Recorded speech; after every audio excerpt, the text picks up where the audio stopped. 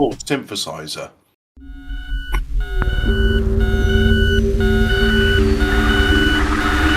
2117.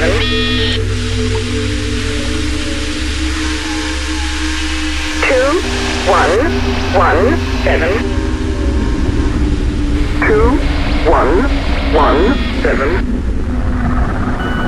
2117. 2117.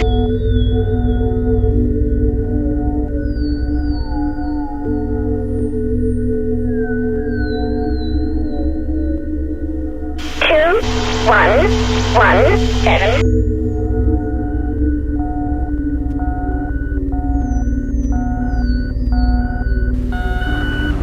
2117. Snow needs off the nose. Did you do spooky backwards vocals on that Hobbit? Which, of course, is backwards for "Welcome to another Fortean Words." Ah, go on, say it in normally. Welcome to another Fortean. You like my spooky one, don't you? Yeah, I thought it was very good. So, of course, we need reverse vocals because, like, it's spooky. I hope everybody enjoys the new theme tune. I was paid a significant fee to produce such an excellent piece of... yeah, I dropped you back home after we went to the pub. Yes. There was some spooky goings on in Oxford toilets, weren't there, this weekend? Well, there was some poltergeist activity. Yeah, blocking of breaking of flushes. I think Oxford's got a water rationing problem because it seemed that water facilities there just were not dispensing anything. I would say we're live on D-Live, but I can't, for some reason, I can't get us to go live on D-Live. Well. Yeah, my restreaming app it says, waiting for a stream to cloud. Spooky ghosts.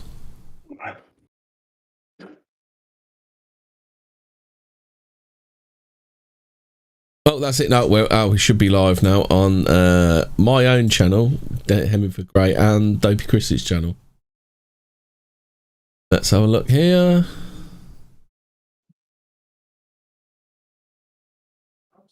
No, that's not gone live. But it says it's live, but it's.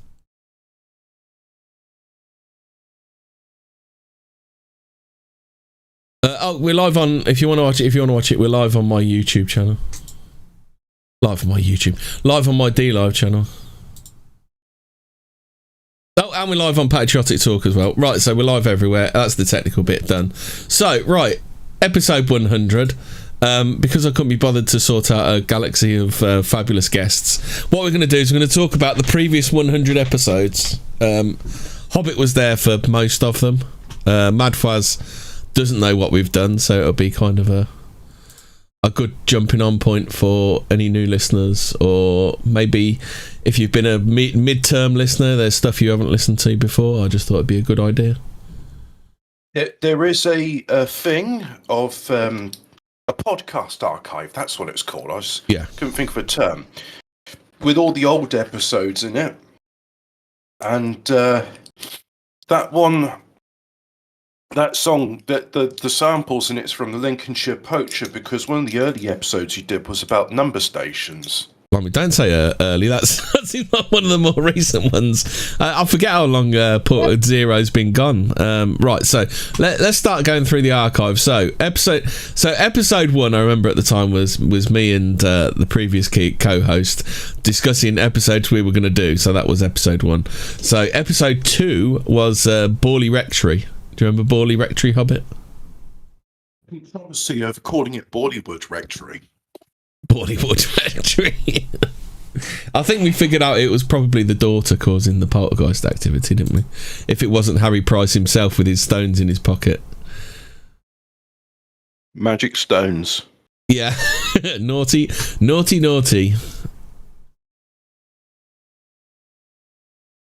Right, so what else have we got? So what we got next? So then we got, do you remember Doris Stokes and the Mediums? Oh yeah, I do remember that bit. We were going to do a follow-up with Victorian Mediums, weren't we? I think we need to do that. Because the Victorian Mediums were quite interesting, because they had all they had all the ectoplasm and stuff like that. It was a real a real stage show, weren't it? Well, that could also tie into people doing divination using crystal balls. But then we could go into the Golden Dawn Society and how the advent of cathode ray tube televisions wasn't like, hey, this will be good for televisions. It was more a case of, yeah, if we make these receivers, we can tune into ghostly spirits. So, like, the first thing ever done on a cathode ray tube was beaming a Maltese cross using X-rays onto a wall. And so, yeah, television has some spooky mediumship origins. And Golden Dawn Society, that's an interesting name. I get confused. Is the Golden Dawn Society anything to do with Aleister Crowley, or is that something else? I think it is, but also now when I think of Golden Dawn, I think of Greece and the nationalists. Yeah. Oh, sorry. Let's use the correct term. Ultra far right neo-Nazi nationalists, because there's no such thing as a moderate nationalist. So right, the next is we did a triple. We wrapped we managed to tie together 3 different subjects. So we did the second Summer of Love, which you like talking about, don't you? Because you talk about the trance music and why it was called the trance music, don't you, Hobbit? Well, you had a lot of innovation with it. Like, I do remember reading about the history of ecstasy, and it originally was synthesized in 1912, but then it was forgotten about until Alexander Shulgin said that one of his students in the 70s gave him the recipe, and he synthesized some, and then in the 80s and 90s it became quite popular. So yeah, it was interesting to hear other people's talking about that. And then the ecstasy connection, because I found that really good PDF, didn't I? Do you remember that? That was like the history of ecstasy. Do you remember that? But not only that, it explained like how all those gangs got to prominence and power because of ecstasy. Yeah, which then led to the death of ecstasy with the Essex Boys, because the Essex Boys were rumoured to have sold Leah Betts the tab that killed her. So that was the curtain closing on the Summer of Love, really, wasn't it? Yeah. But was it the tablet that killed her? Or was it the fact that she drank 5 litres of water in 2 hours? Oh, but 5 litres of water in 2 hours, you're going to be absolutely fine, Hobbit. Yeah. That's a sensible thing to do, is to drink 5 litres of water in 2 hours.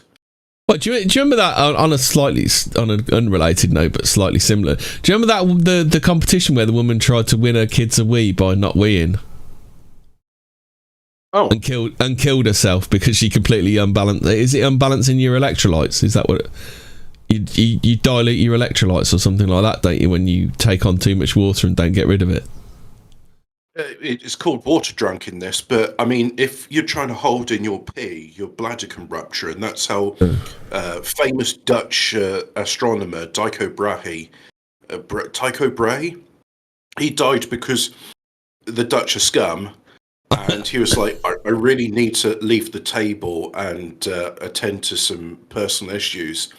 And his guests were like, you're fucking kidding, right? It's the height of bad manners in Dutch society to leave your dinner guest to go and use the toilet. So he just died because his bladder ruptured. Died of politeness. No, the woman actually died because she was still. I think you had to take on water and not wee. So basically, she just you dilute your blood or something. Something really weird happens, don't it, if you take on too much water? So water drunkenness is like if you excuse me, chaps, I'm eating. If you take in a lot of water, you dilute your electrolytes, like Hemi pointed out.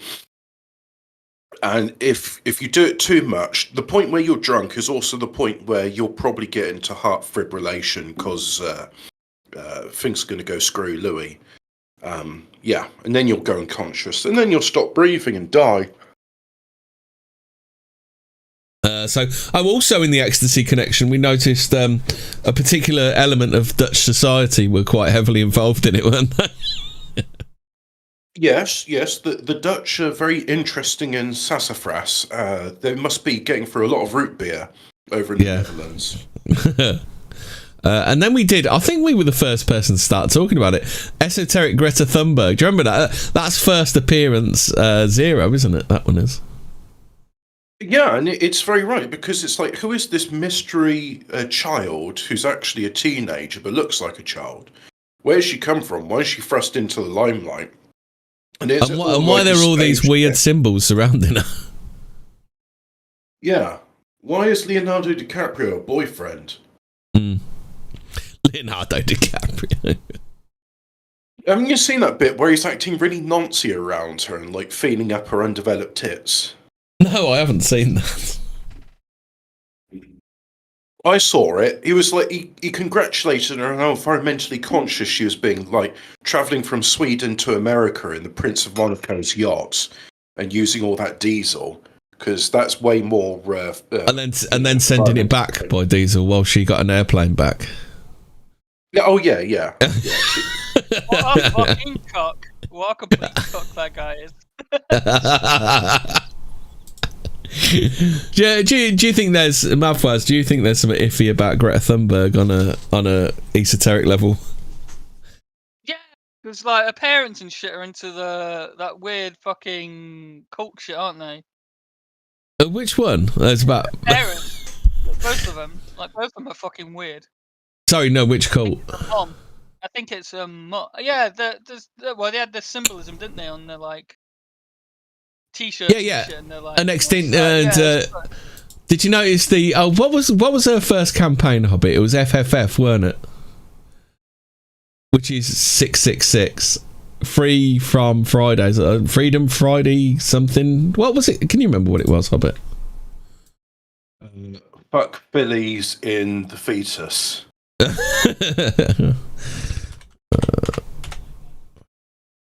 Yeah, she's a bit weird. So that's she's just that's it. It's Fridays for Future, which we all know F is the sixth letter of the alphabet, and Fridays for Future, which is in no way like weird at all, is it? Yeah, just a coincidence, guy. That's exactly. It's just gematria shit in it. It turns up, it's like. Yeah, it's just a coincidence whenever it does. That was like, yeah, all these coincidences in history and all these like numbers and shit, and it's not. It can't be a coincidence. It's just a coincidence, guy. It's just a coincidence. The same as They Live is just about Reaganomics. Yeah, that's right. It's just about Reaganomics, nothing else. Oh, I love that film. But you're watching it wrong, because it's just about Reaganomics. so then go on then, Hobbit. I'm channeling the spirit of Zero. I'm hoping the audience can hear the fizz of my cider. It always sounded like he was drinking tea from a cup and saucer, but it wasn't. It turns out he was always drinking cider, wasn't he, with a glass? So he must have had like a ceramic coaster or something. Good man, that's civilized. So episode 8, we did the Highgate Vampire. Do you know? Are you familiar with the Highgate Vampire, Fraser? Nope. Oh, that's quite. It's Highgate, London, right? Highgate Cemetery in particular. It's Bishop Shaw, Manchester. It's well worth looking into, because it's hilarious. Because Zero's quite an expert on it, so he was telling us about this stuff with there's another guy called David Farrant who was a magician, and Sean Manchester, who's a bishop for what denomination nobody really knows, but Sean Manchester had a magical duel with David Farrant in Highgate Cemetery with swords. You just don't get that these days. No. Dueling should be made legal, because let's face it, it's you've offended my honour, Hobbit. the spirit of dueling is alive. alive amongst wacky people. I think David Farrant got done for I think it was desecrating a corpse, because he dug up a vampire and staked it. What may or may not have been a vampire. I got it right.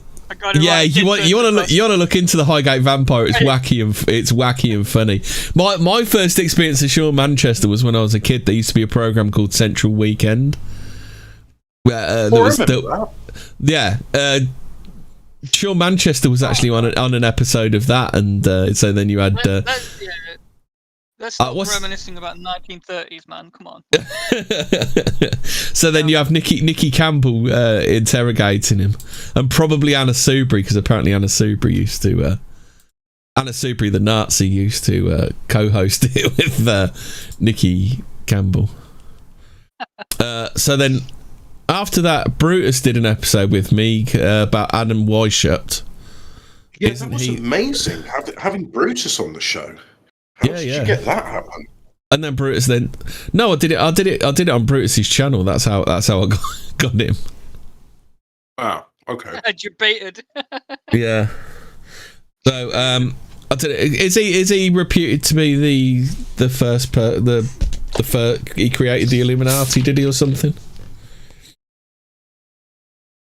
Whatever that is. Yeah. I mean, didn't Dan Brown create the Illuminati? That's what I heard. Yeah. I heard. Don't talk to me about Dan Brown. My missus is a huge fan of Dan Brown and the Da Vinci Code. I can't even count on 3 hands the amount of times I've watched the Da Vinci Code and the sequels. Oh, I watched it the other day, actually. Da Vinci Code again. Yeah. Which one? I think the one on rotation at the moment on the TV is Angels and Demons, isn't it? You know, the one where Ewan McGregor. Yeah. Yeah, basically, Dan Brown read the same guys we do, like Jordan Maxwell and David Icke, and just go, yeah, I'm going to package this up and sell it to the masses. I'm going to package this up as chicklet. Isn't the writing supposed to be not the best in Dan Brown books? Yeah, he's criticised. He's supposed to criticised. Isn't that how these things get popular? Because have you ever read Harry Potter or 50 Shades of Grey? The writing is bad. It's not even good literature. Have you actually read 50 Shades of Grey, Hobbit? Is this like a dark secret? Unfortunately, I have. I went episode 101. Hobbit reads 50 Shades of Grey. I was in Sainsbury's. It was there on the shelf, cardboard bookshelf. Nothing else except this book. You know, where kids can read it. So I picked up a random page, and I was like, "This is dog shit." My mate's older sister used to read Jilly Cooper to us. Yeah, Jilly Cooper was but that was a lot more wholesome. That was just like hunky young stable lads banging hormonal old women. So I think that was a bit more wholesome than 50 Shades of Grey. Yeah, I think you could probably do a whole episode on the falling standards of English literature, over the century. Well, you know, are you two both aware of the origins of the 50 Shades of Grey novel? Twilight fan fiction. It's Twilight fan fiction, yeah. Yeah, it was never going to be any good, was it? It's also shit as well. I mean, it's basically Jeff Bezos, but he falls in love with some dead-end job librarian clerk. Well, doesn't fall in love. No, she works in a DIY shop, doesn't she? She's not even She's not even highbrow enough to be a librarian. She works in a DIY shop. She works at Wilco's, and he worked at Wilco's and B&Q. It was the orange apron that turned him on.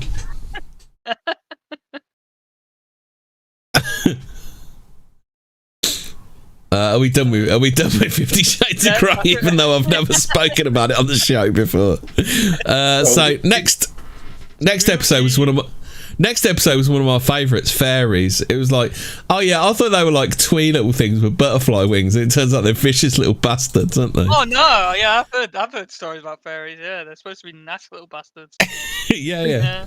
I don't like how a disparaging term is fairy tale, because really a fairy tale is a case of like, these are dangerous things which people don't understand. Like I'm skipping ahead here, but we remember that chap came on to talk about Australian yowies and Australian Bigfoot, I should say, and that's a fairy tale. Yeah.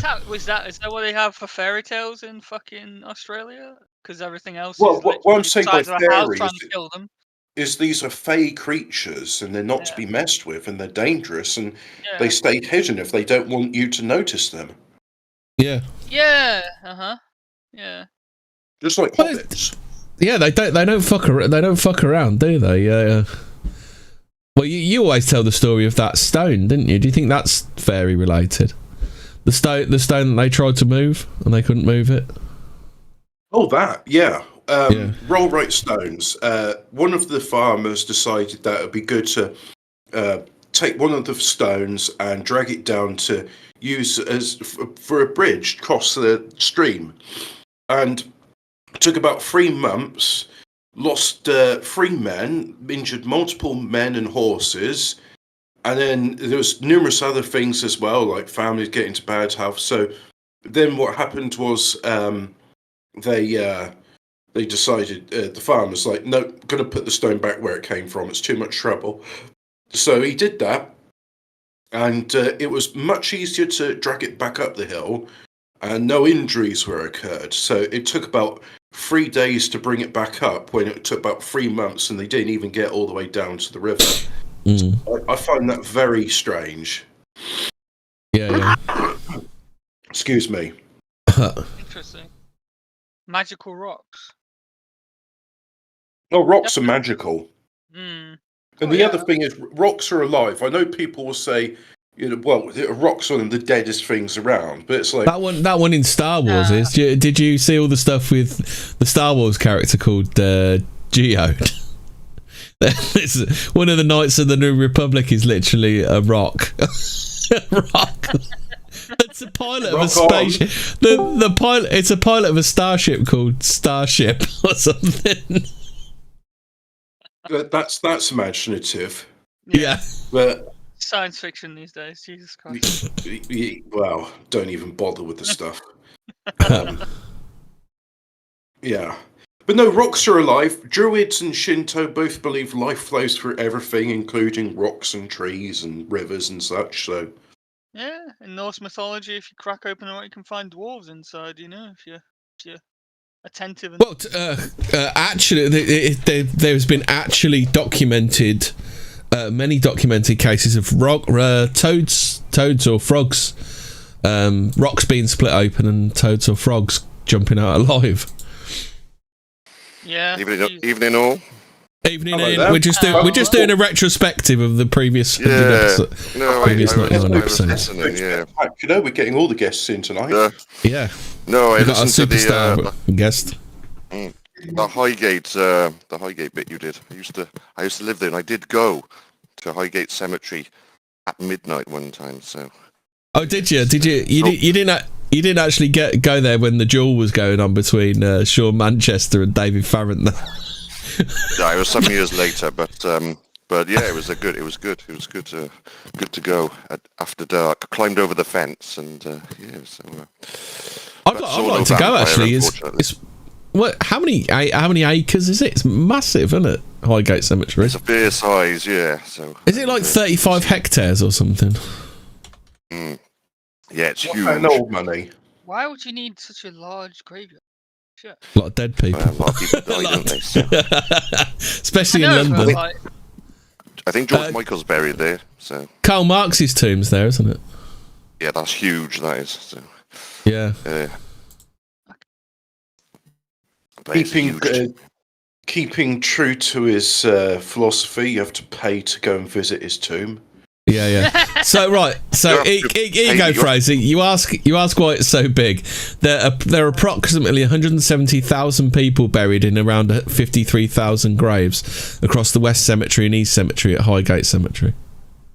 You know what? That's insulting. That people have to share their grave with like 2 other people. Well, isn't a single-use grave? Wasn't that something that the Victorians brought in? Wasn't it? Well, yeah. After 100 years, I think you're basically like decomposed, like because like there won't be nothing left of you after like 100. Oh, sorry. It's 15 hectares or 37 acres. I think yeah. Don't they put some like kind of chemicals on now that like decomposes the body? Like I thought they did the opposite of that. They put formaldehyde in them so they don't decompose. I'm not sure. Well, eventually they will decompose, but yeah. So notable East Cemetery residents are Douglas Adams is in there, Jeremy Beadle. I used to live opposite. I used to live opposite Jeremy Beadle in those days. Did he ever give you a wave? Did he with his little hand? Well, Jeremy Beadle's actually got a small penis, but on the other hand, it's quite big. Yeah, we started already. Jeremy Beadle, you got to give him a big hand for all he's done. Yeah. Ralph Miliband's there, father of David and Ed Miliband. T.S. Eliot. Yeah, I'm just having a look. Bob Hoskins. Max Wool's there. No way. Not who I'm thinking of. It's a place for famous people, right? So when the zombie apocalypse happens, like you want to be there to kill all the famous, ex-famous. Yeah, yeah. Right? Kill them all again. Yeah.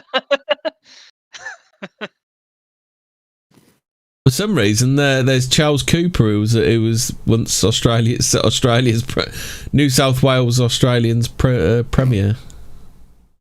He probably knows about the Yowie then. Yeah. Yep. He was when he killed, but should we just say he was killed by a Yowie? Yowie. Looking for some George Michael's on the list. On this list, I think that's all the really interesting ones. There's loads of other interesting ones. But anyway, it's worth a visit if you're in the area. It was an episode we did. What did we do after Highgate?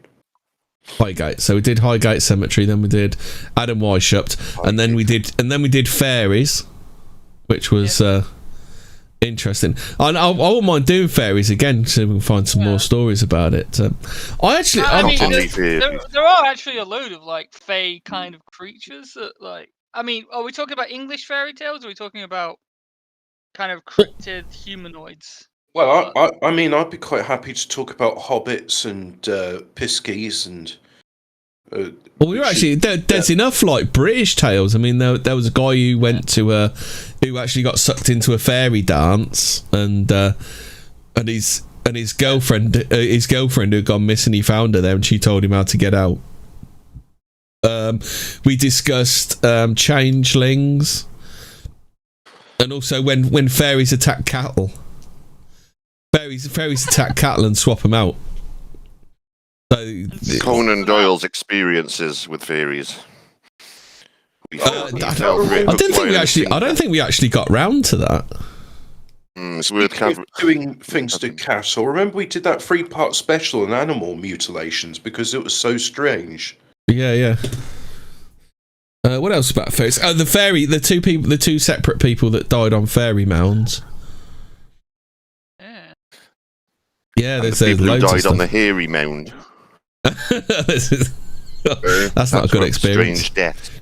Well, that's the best way to go, isn't it? Then I did L. Ron Hubbard's experiences in England, and then we did 3 episodes of political sorcery with Zero. Zero is political sorcery gone mad. Yeah, exactly. It really is. Bloody lefties. and their political sorcery. You can't say anything anymore. Then we had Cassandra Starfire. Zero got us a couple of guests. So we had Cassandra Starfire, and she was a gang stalking victim. She's one of the what's the military abduction? MyLabs. She was a MyLab. She was a military abduction. She said. And Cassandra was Rodney's girlfriend in Only Fools and Horses. Well, Cassandra also had an X videos page where she was videoed having sex with her husband, but it's all right because it was wholesome because it was with her husband. Then we did an episode on werewolves, but I don't think we did much talking about actually werewolves, did we, Hobbit? No, and I'm just thinking about Cassandra. I'm like, well, I mean, you know, apparently some things like Carry On and cosplay are degenerate. So, yeah. Cassandra, unfortunately, you're not wholesome by the standards of some people. And then we had some guy called, this was Zero's guest, Jafar SABNW. Jafar from Aladdin, yeah. Yeah, we'll just say that, yeah. Then we did number stations. Which they just creep me the fuck out. I don't know why. It's just the sound of them. It just creeps me out. Is that the same reaction I get to when someone tells me they're going to use a Luigi board? Yeah, a Luigi board or a Mario board. Mario, yeah. It's you went me, to pieces Luigi. when I said. Like when I told you I used a Ouija board, you went to pieces, didn't you? Last time. I did. Yeah. Yeah. You had to change your underwear. I literally, I had to get out. Yeah, I got to say, I've got a gut. I have a gut feeling about Ouija boards. I don't like them. Well, we did film it and showed it, but it didn't work. But we'll do that again. I haven't had a chance though. I was in the New Forest last week, but it was more of a romantic weekend rather than an investigation into the unknown. But lots of spooky noises and moaning at night. Then was there? Yeah, Weekend out dogging, yeah. Plenty of ectoplasm. Plenty of ectoplasm was there in. A horse did try and get into my tent though, which does happen here, but it's that's not nice to say about your wife. Yeah. That was the only strange experience, but yeah. So then we did the psychic war against Margaret Thatcher. That was Zero at his best. Oh wow! Is that actually a thing about the psychic war against Margaret Thatcher? Wow, you'll have to listen to the episode to find out. Zero, I'd give anything to have Zero back. Zero was a great co-host. There you go, Hobbit. And a pretty funny guy. Wait, you'd like Hobbit? You'd like Zero back, wouldn't you, Hobbit? He gone. He's gone. He's eating. He's eating. Probably, yeah. So what did we do after that? So then we did the Yorkshire Ripper. That was with Zero. And then we did the Yorkshire. I mean, is that cock up or conspiracy theory, Ian? Do you think the Yorkshire Ripper? How many times he got away?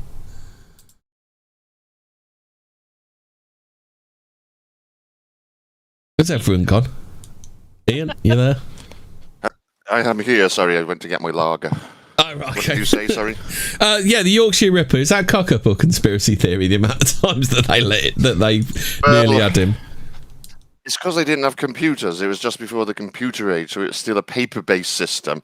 That's really why. It's just the 70s before computers came in. If they had computers, they would have caught him a lot quicker. Yeah, but that was the problem. Wait. Are we talking about the 70s? Wasn't this early, late 1800s? That's Jack the Ripper. No. We're talking about the Yorkshire Ripper, Peter Suckley. You're getting your rippers. But in the a thing muddle, is, so. well, there is the other thing is the fact that he ticked every box they had going, and he even had a fiver from the batch that they were looking for as well. He did, but all the information was in different places, so they couldn't. It was, if they had a computer, then it would have got all the information together, but they didn't because it was a paper. It was like a card system, tens of thousands of index cards. He was interviewed 9 times, I think it was, before he was arrested. But they didn't know that it was all over the place. He was in the £5 investigation. He was like down to the last 200 people of that. There was, and it was kind of like it's only a happy accident was the reason they caught him, weren't it? Because he went for a pee. He went for a pee in that bush, didn't he? Well, he was with a prosy in Sheffield, so it wasn't even on the right manor. And some cops caught him with a prosy in his car. Did a number plate check on his car. Found he had false number plates on, so just pulled him in for that. And then he said, "I want to go for a slash first." Dumped his knife and hammer. Hammer, yeah. And then and then they got suspicious about him. And then one of the coppers went back, checked out the scene, found his tools. And that was it. So, and now he's dead. He died of COVID, didn't he, recently? Did he actually die of COVID? Holy shit. Yeah. He got COVID and refused treatment. So I think he'd had enough anyway. He didn't really have much sight left, did he? After 2 attacks that happened to him inside. So he was getting regular beatings in prison. So I think he'd had enough anyway. Slashings as well. He'd had 2 good. Yeah. He'd had 2 good hackings, hadn't he? Jesus. He was practically blind. So. And then we did the Moors murderers after that. I mean, when they say that Brady was the one orchestrating it all, is the biggest bullshit job ever, isn't it? Yep, it's bullshit. I think my power's going to go. Just going to find my power supply back in. Okay. Yeah, are you familiar with the Moors murders, Mabfuzz? Is that Mara Hindley? She's a nasty piece of work. She's a fucking absolute piece of shit, isn't she? you were raging. Is this one of the many episodes you were raging at the end of? Oh, at the end of it, I just was like, they should dig up her corpse and kill her again. Yeah. I do not like Myra Hindley. I mean, I know we're not supposed to like her, but it was a real piece of work, and like she did a very good job of convincing everybody that it was Brady behind it all, didn't she? Well, say Moors murders. Well, up until they found the tape when she was on there, being cruel. Well, she came out with all that bollocks about, I used to sit in the van while he buried the corpses. Well, I wouldn't be surprised if she was, because it was just a plaything, weren't he, Brady? I'm not saying he weren't into it, but he was the one being controlled, weren't he? That excuse reminds me of when Esther Ranson said, "Oh yeah, I knew about what Jimmy Savile was up to, but I can't remember what she said. I'm gonna have to look up the quote." She said, "Here's a turnip that looks like a dick."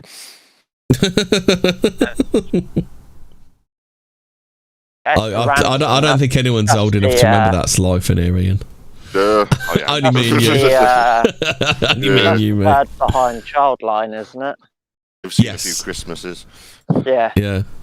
I was watching a Jimmy Savile documentary, care of the Jimmy Savile channel on YouTube, and she turned round and she went, like, the dude showed her like the victim statements, and she just sits there, goes, "We're all complicit in this, aren't we?" And I went, "No, you are, fuck you." Fucking Childline sets up Childline, knows about Jimmy Savile. Oh yeah. One quote is, "I heard rumours about Savile's behaviour. I didn't know what to do, but I felt I had a duty to pass them on." See, she's exonerated herself. Yeah, she's free of all blame. The thing about the Moors murders as well is that while Myra claims to be innocent, fundamentally, without Myra Hindley, he could not have got those children. They wouldn't have gotten a car with him. Look at him. He was a weird-looking fucker, wasn't he? Myra was the fucking brains of the organisation. She wore the trousers. He was just a fucking... Well, he was a Hitler simp, wasn't he? The same as his dad. Yeah. I'm emerging here. Yeah.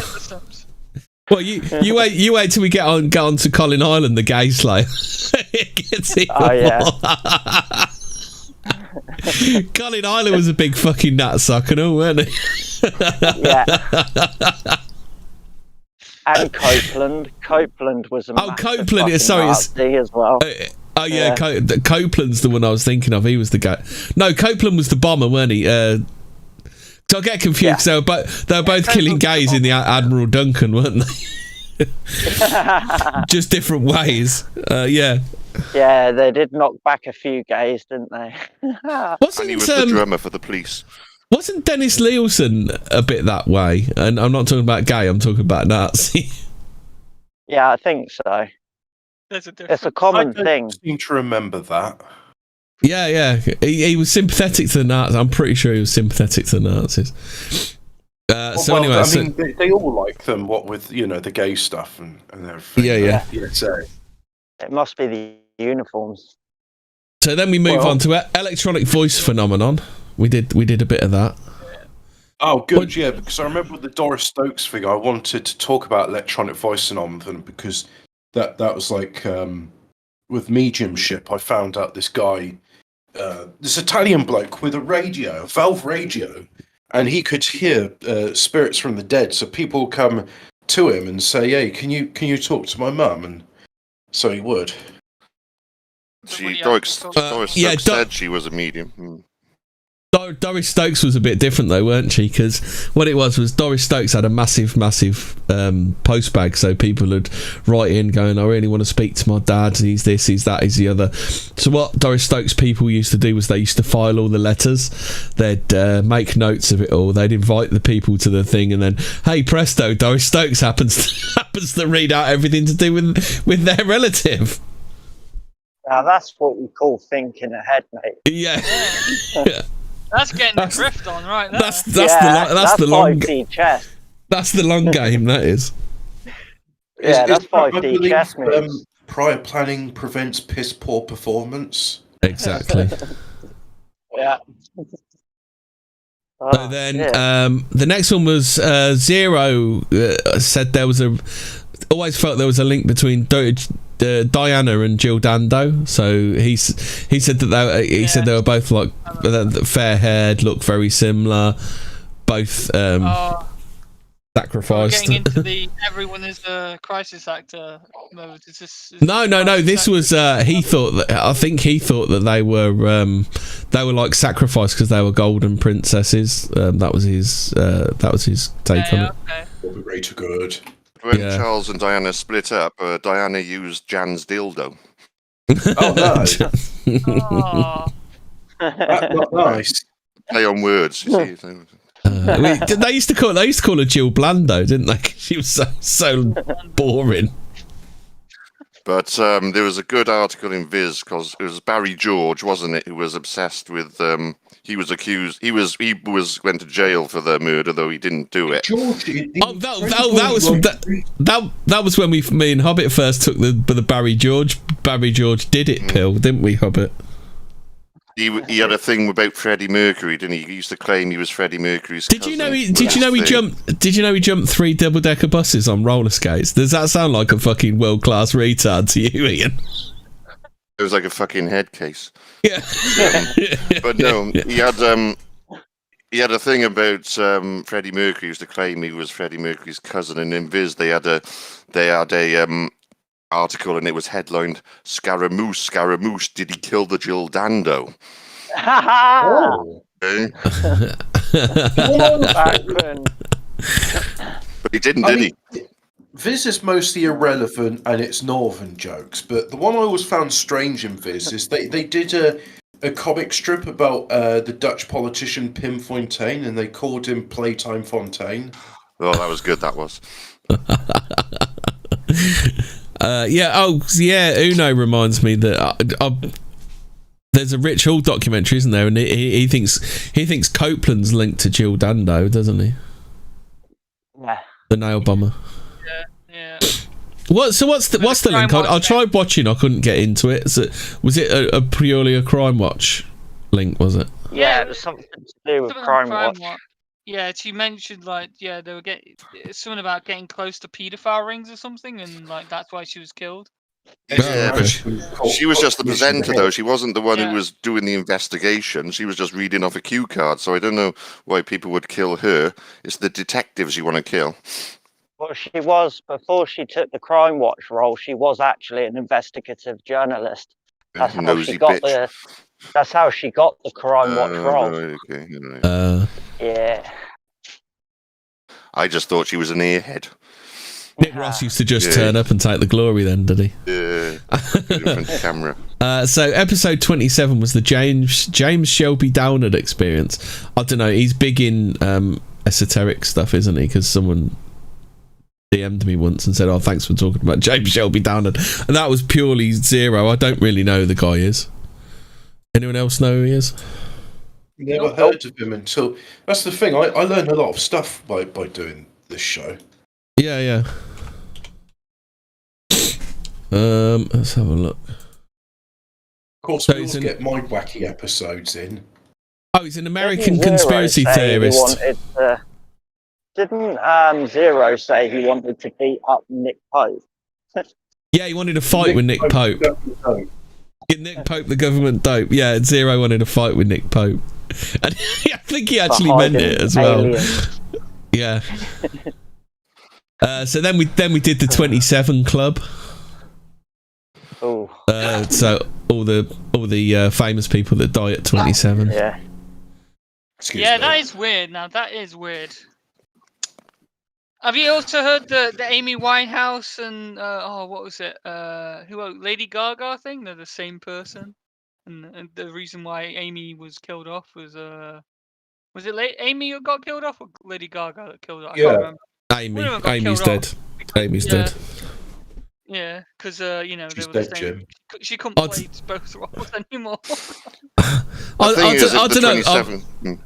don't know. I'm no seer into the future, but I think it was quite obvious to see that Amy Winehouse was never going to see 30.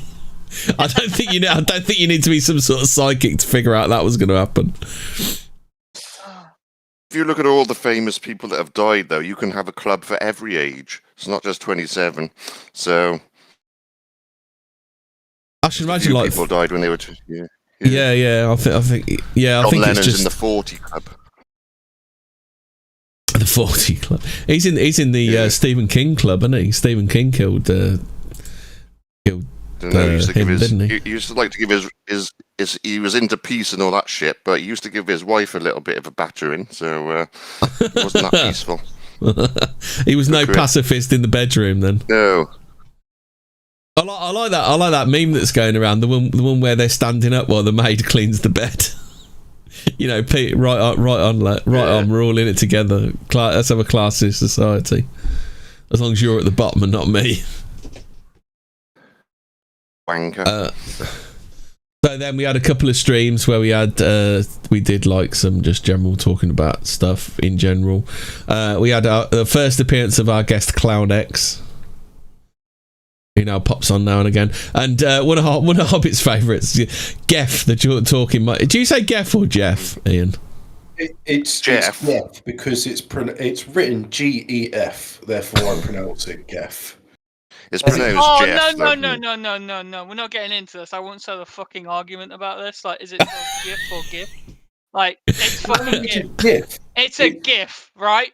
G-I-F. If you say GIF, I will literally haunt you after I'm done. I swear. So, Jeff the Talking Mongoose. What do you think to that one then, Ian? Is that some more bollocks from Harry Price or what? Yeah, it's a good case though. I've looked into that. I do like the story. It's a brilliant story, but obviously, you know, it's a bit far fetched. But the whole thing, if you look at the scenario of off this remote farmhouse on the Isle of Man, you know, elderly parents, a young girl by herself. You know, it was really good, really nice. It's got all the ingredients of being a standard poltergeist haunting, hasn't it? It seems a bit weird how they ran from Liverpool though. That would be that's the story you need to find out why they ran from Liverpool, don't you? Well, the father made a few quid. He was a salesman, made a few quid, and then he retired to the Isle of Man to make money from his farm, but the farm wasn't making much money. And that fucked his head up a bit, and then they started this talking mongoose stuff. But do you think the dad was Jeff the talking mongoose then? It was probably the daughter, but the dad was like a bit mad anyway, so he went along with it. But you know, there's a lot to the story, like. The bus driver. There's a bus driver who said like Jeff was used to visit the bus station in the Isle of Man. Everyone got in on it, didn't they? In the end, that guy said he shot Jeff, didn't he?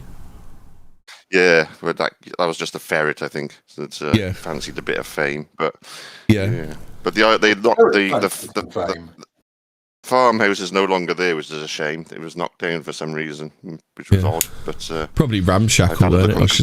It didn't look in the best of Nick. It didn't look in the best of the Nick when they were living there, did it?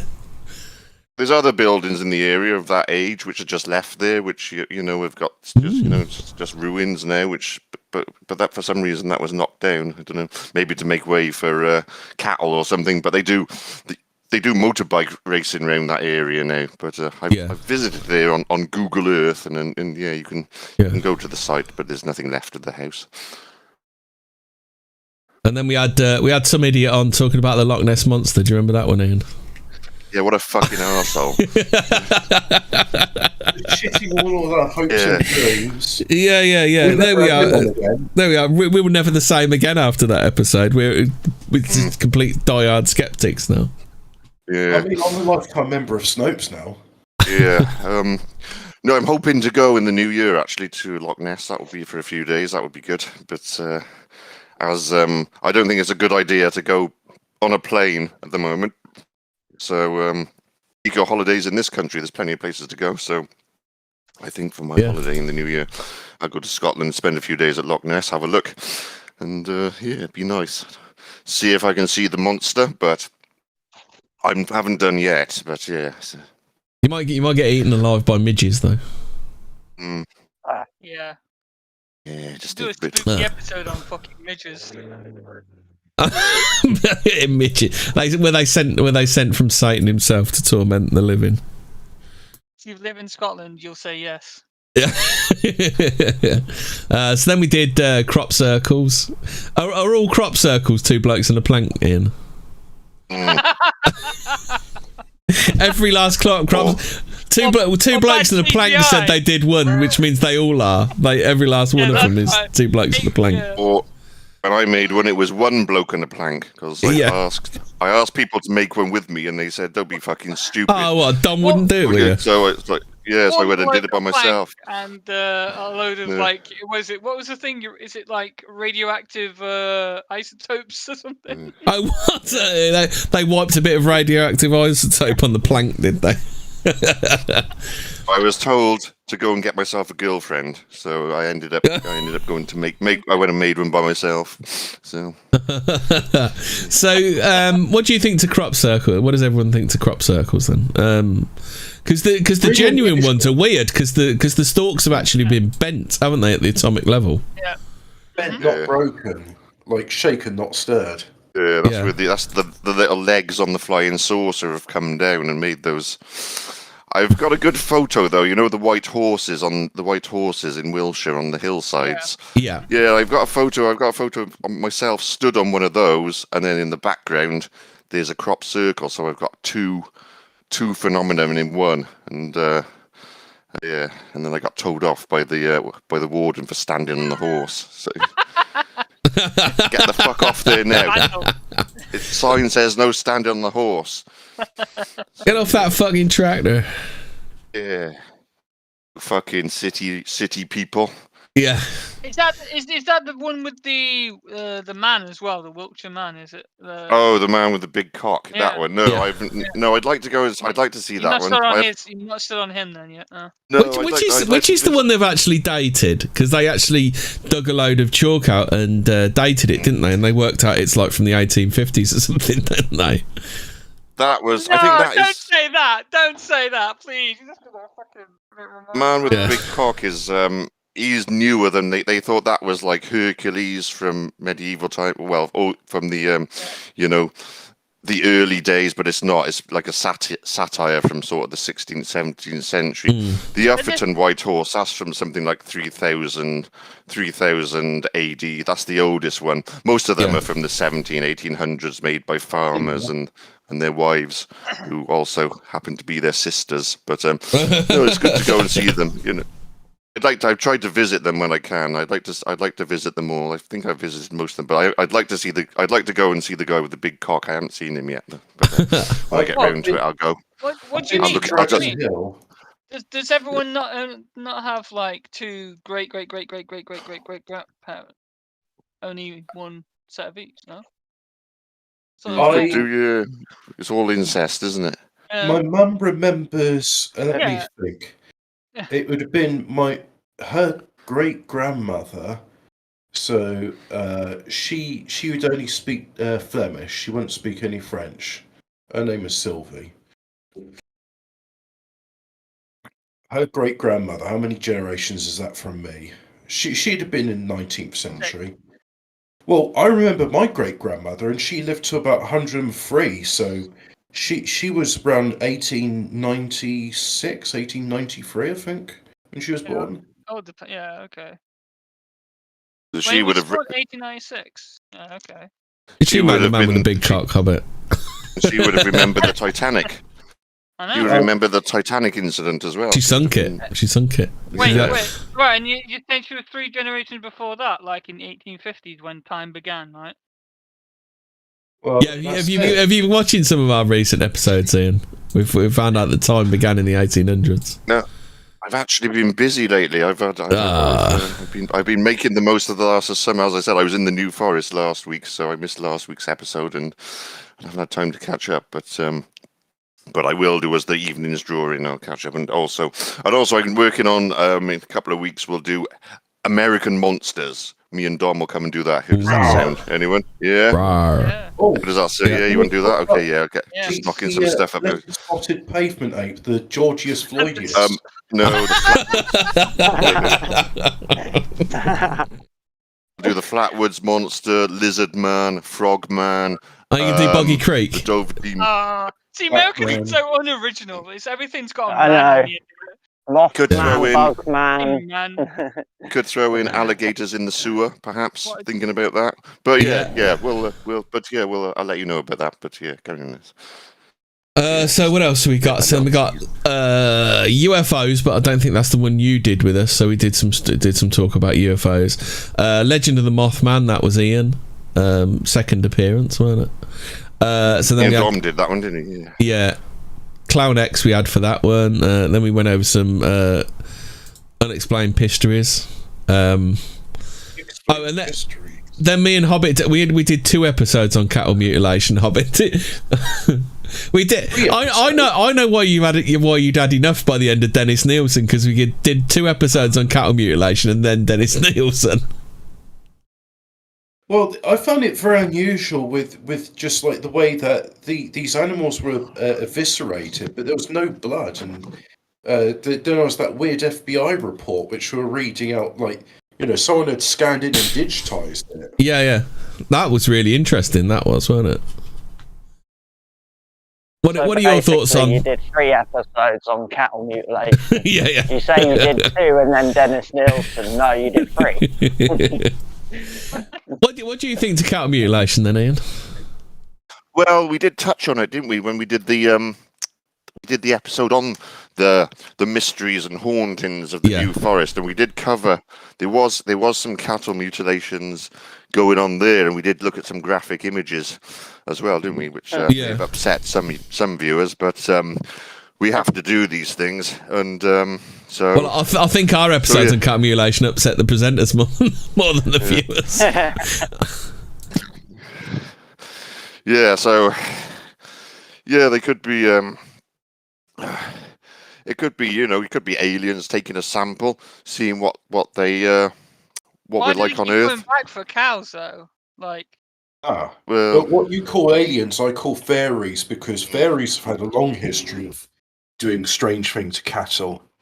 Yeah, they used to ride them around them.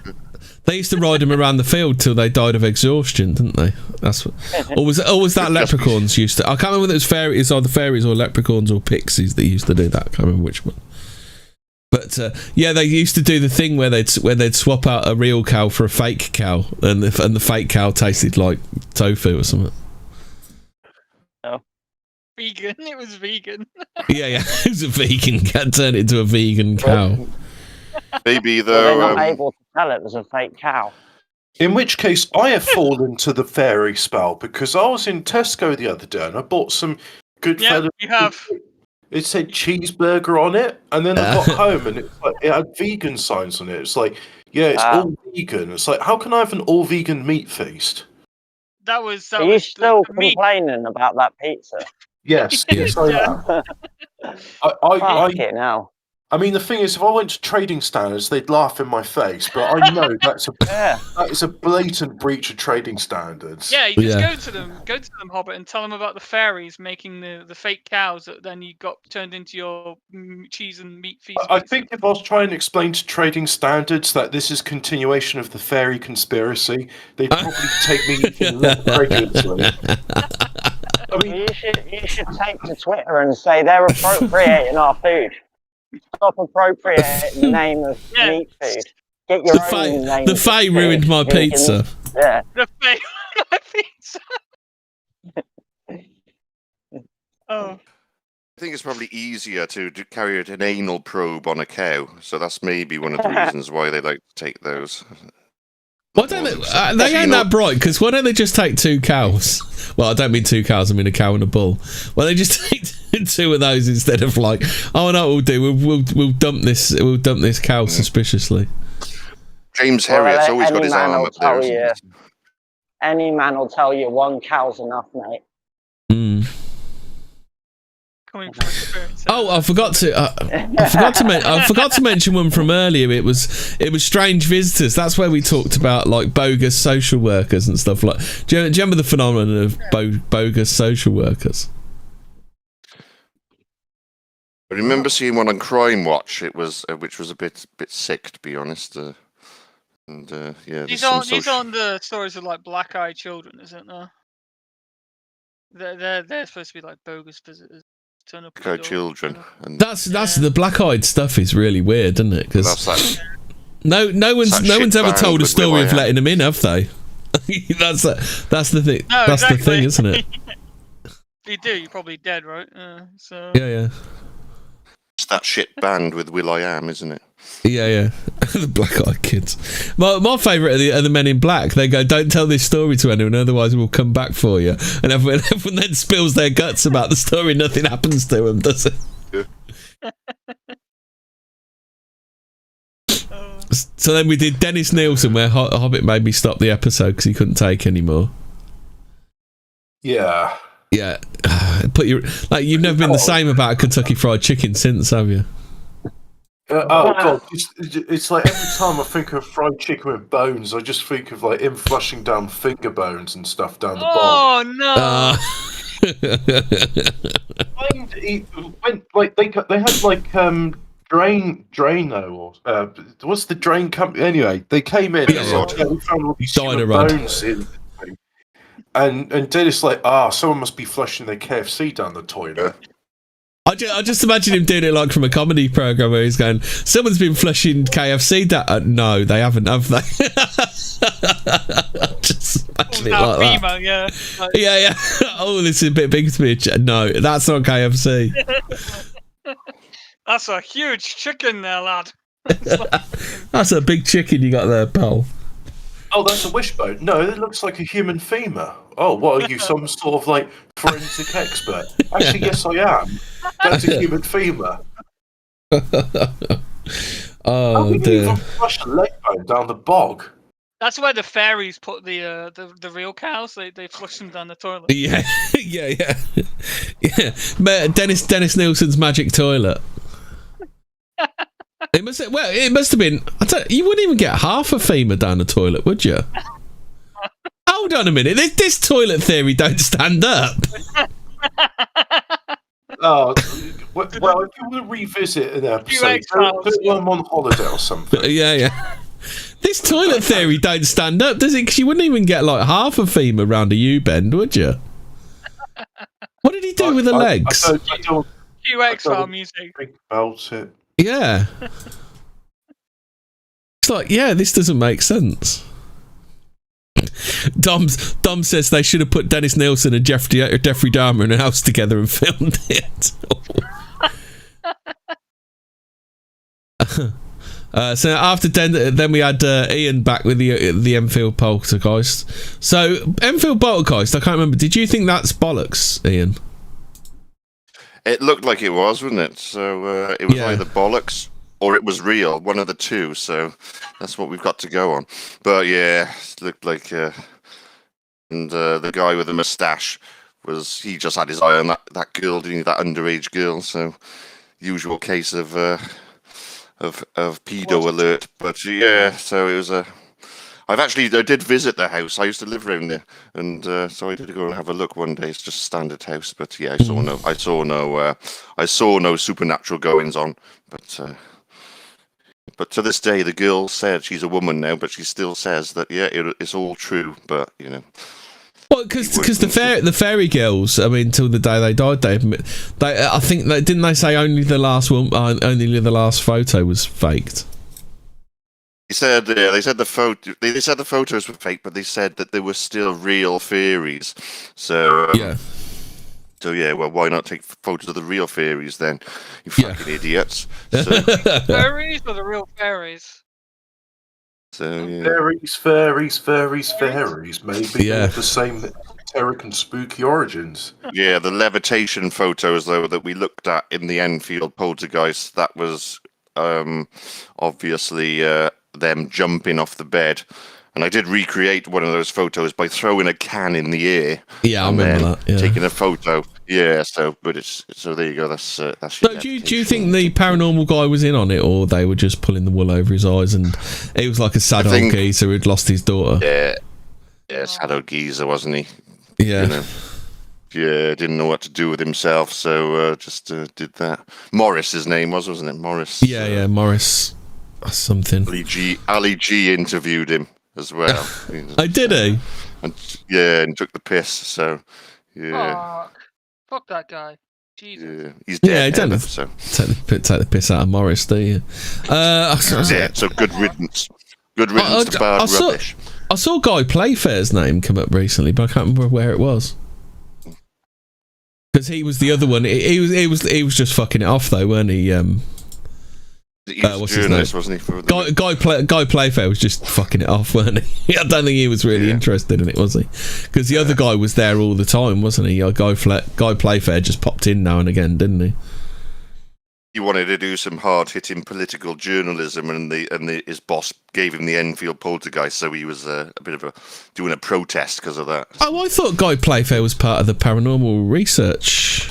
Yeah. That's all he could get. That's the only job he could get. Yeah, but the photo evidence though did show that they were more interested in the girls than the actual poltergeist. Was just using that as a way to get in there. So, but yeah.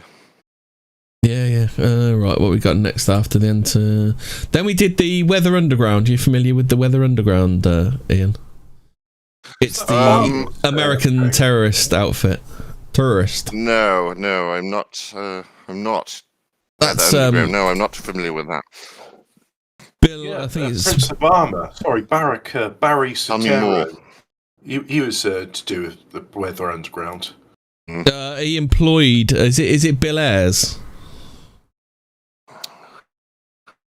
Some of them did. Some of them did time. The rest of them went to work in government. So it is really weird. All Irish. Well, the ones that weren't Irish are 4x2s. Yeah. What is it? Sounds good. Yeah. So yeah, that was quite interesting. That one was. So what else have we got? So after that, we've got.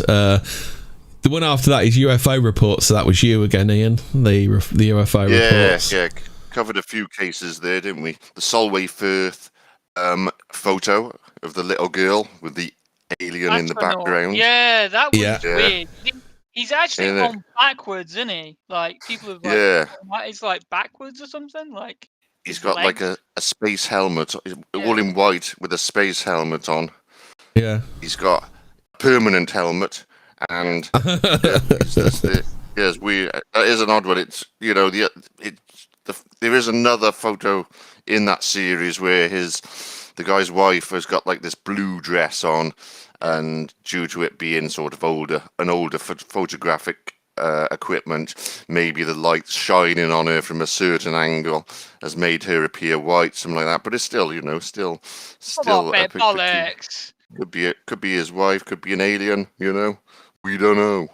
But yeah, so I don't think his wife had a fucking chrome dome, though, did she? It was literally a helmet. You could tell it was a helmet. There was a visor. It was a permanent helmet, yeah. Or it could have been a pudding bowl haircut, which was popular with the Beatles at the time. Oh come on, obviously. This is Coke mode, 2000 extreme right now. Like, I don't know. I'll put on extreme. We've got to explore all possibilities before making our conclusion. Yeah, we've got. You've eliminated the impossible. Yeah, have another look at it. It could be someone facing the other way with grey/blonde hair. Exactly. Yeah. Okay. And look at the alien, not the little girl, you dirty fucker. the only pudding bowl is the kid, isn't it? Yeah. Hold on. Let me get the. Since this is causing some controversy, I'll put it up. That's it. Right. It's all way for Earth. It could be that the mum's scratching her ass and that's the back of her head and the wind's blowing her hair into her head. But actually, the wind's blowing this way, isn't it? Because you can see from the girl's hair. Exactly. But it's definitely a humanoid figure, which so that would mean that aliens are of a similar form to us, not like spider people or insects or that kind of thing, or alien. Even if you look at the alien creature, that's a completely different life form to what we are. Whereas it's still got 2 arms, 2 legs, isn't it? It's not that alien. 2 legs, yeah, 2 arms, 2 legs, and a permanent helmet.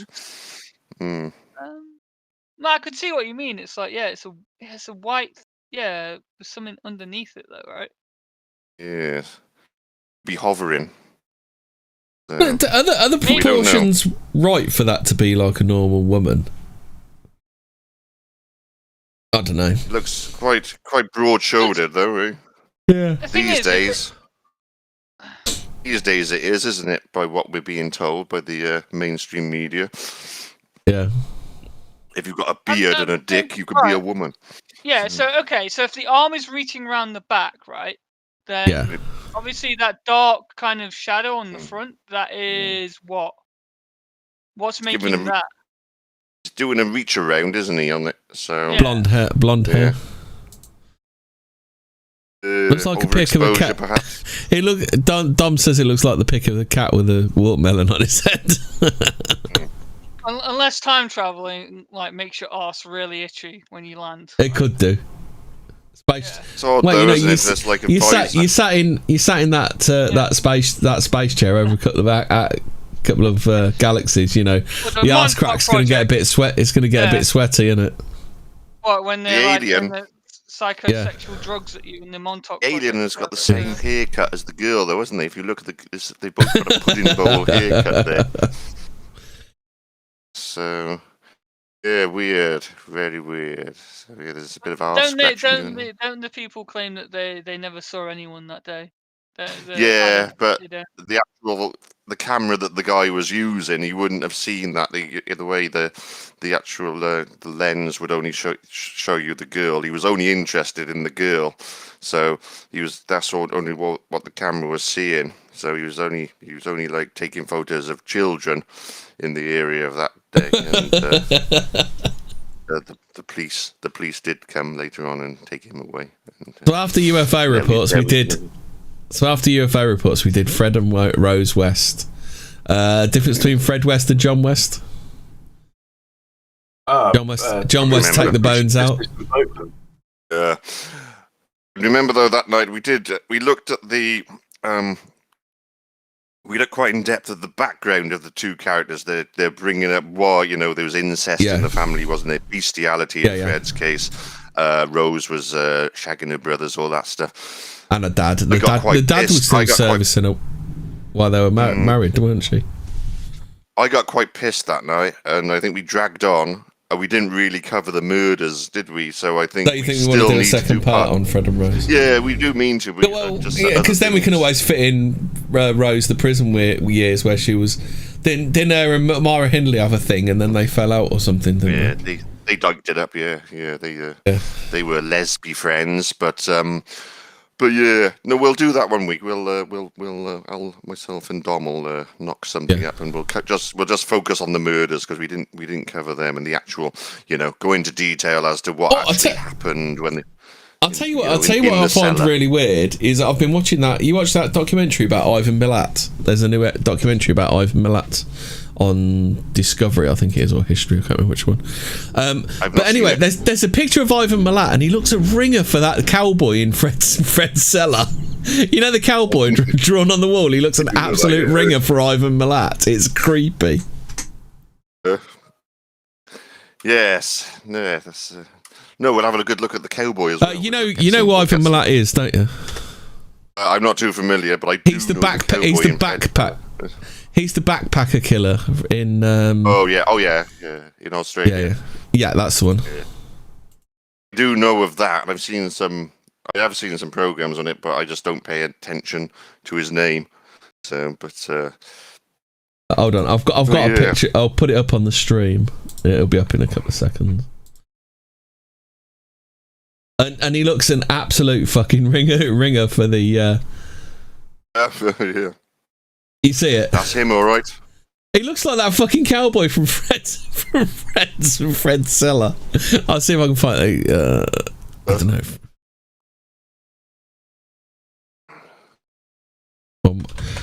Am I going to get it from Cowboy Fred West? It must be there. It's just hard to find it. Try Fred West's cellar. I think that might be.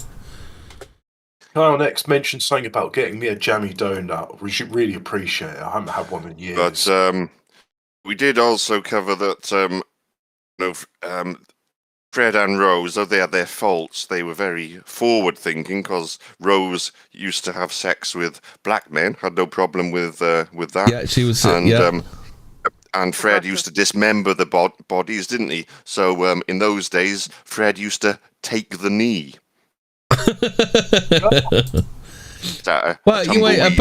Apparently they did have a black victim, didn't they? But you can't be done for blackberry, can you? There we go. There, that's the thing.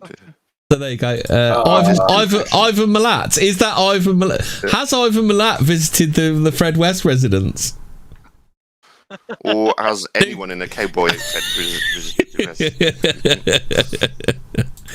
Why is there an anime girl on there? Why is that? It's an anime girl before it was cool.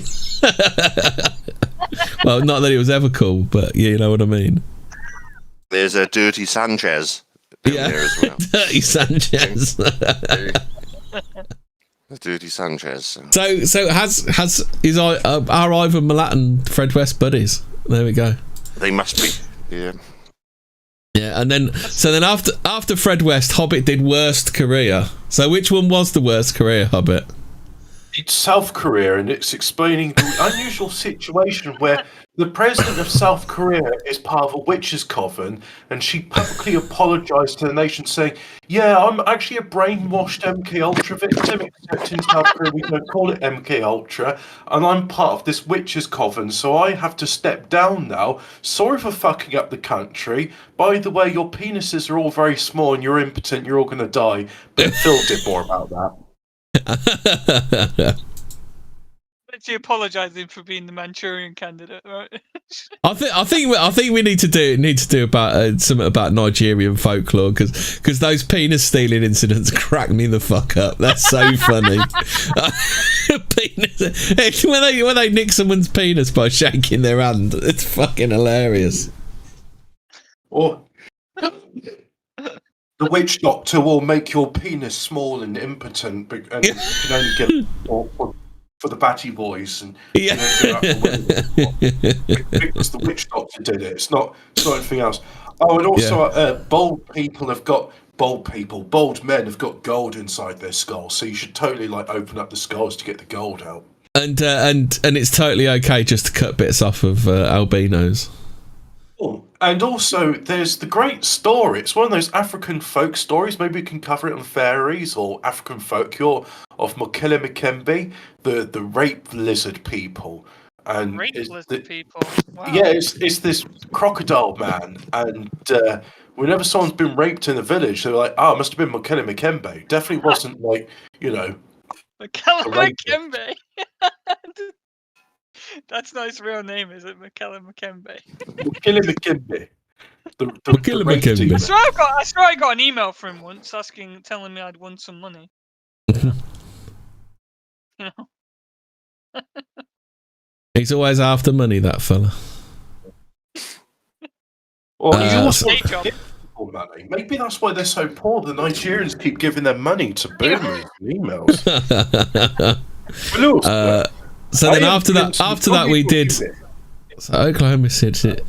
Oh yeah. So after Worst Career, we did the Oklahoma City with Rock. Do you remember Oklahoma City, Hobbit? Actually, no, I don't remember that episode. I'll have to listen to it. Yeah, Oklahoma. You remember Timothy McVeigh? So that was about Timothy McVeigh. The OK City bombing. Yeah. Can I just say, as an addition to the Worst Career episode, both Koreas are Worst Career because in North Korea they say Harry Potter's a good book. It's official government policies. Like Harry Potter, yeah, it's good. Is this ever since Kim Jong-un or Kim Jong-un? Yeah, Kim Jong-un. Oh, okay, right. So after that, we did Bigfoot with Ian. Bigfoot. Bigfoot.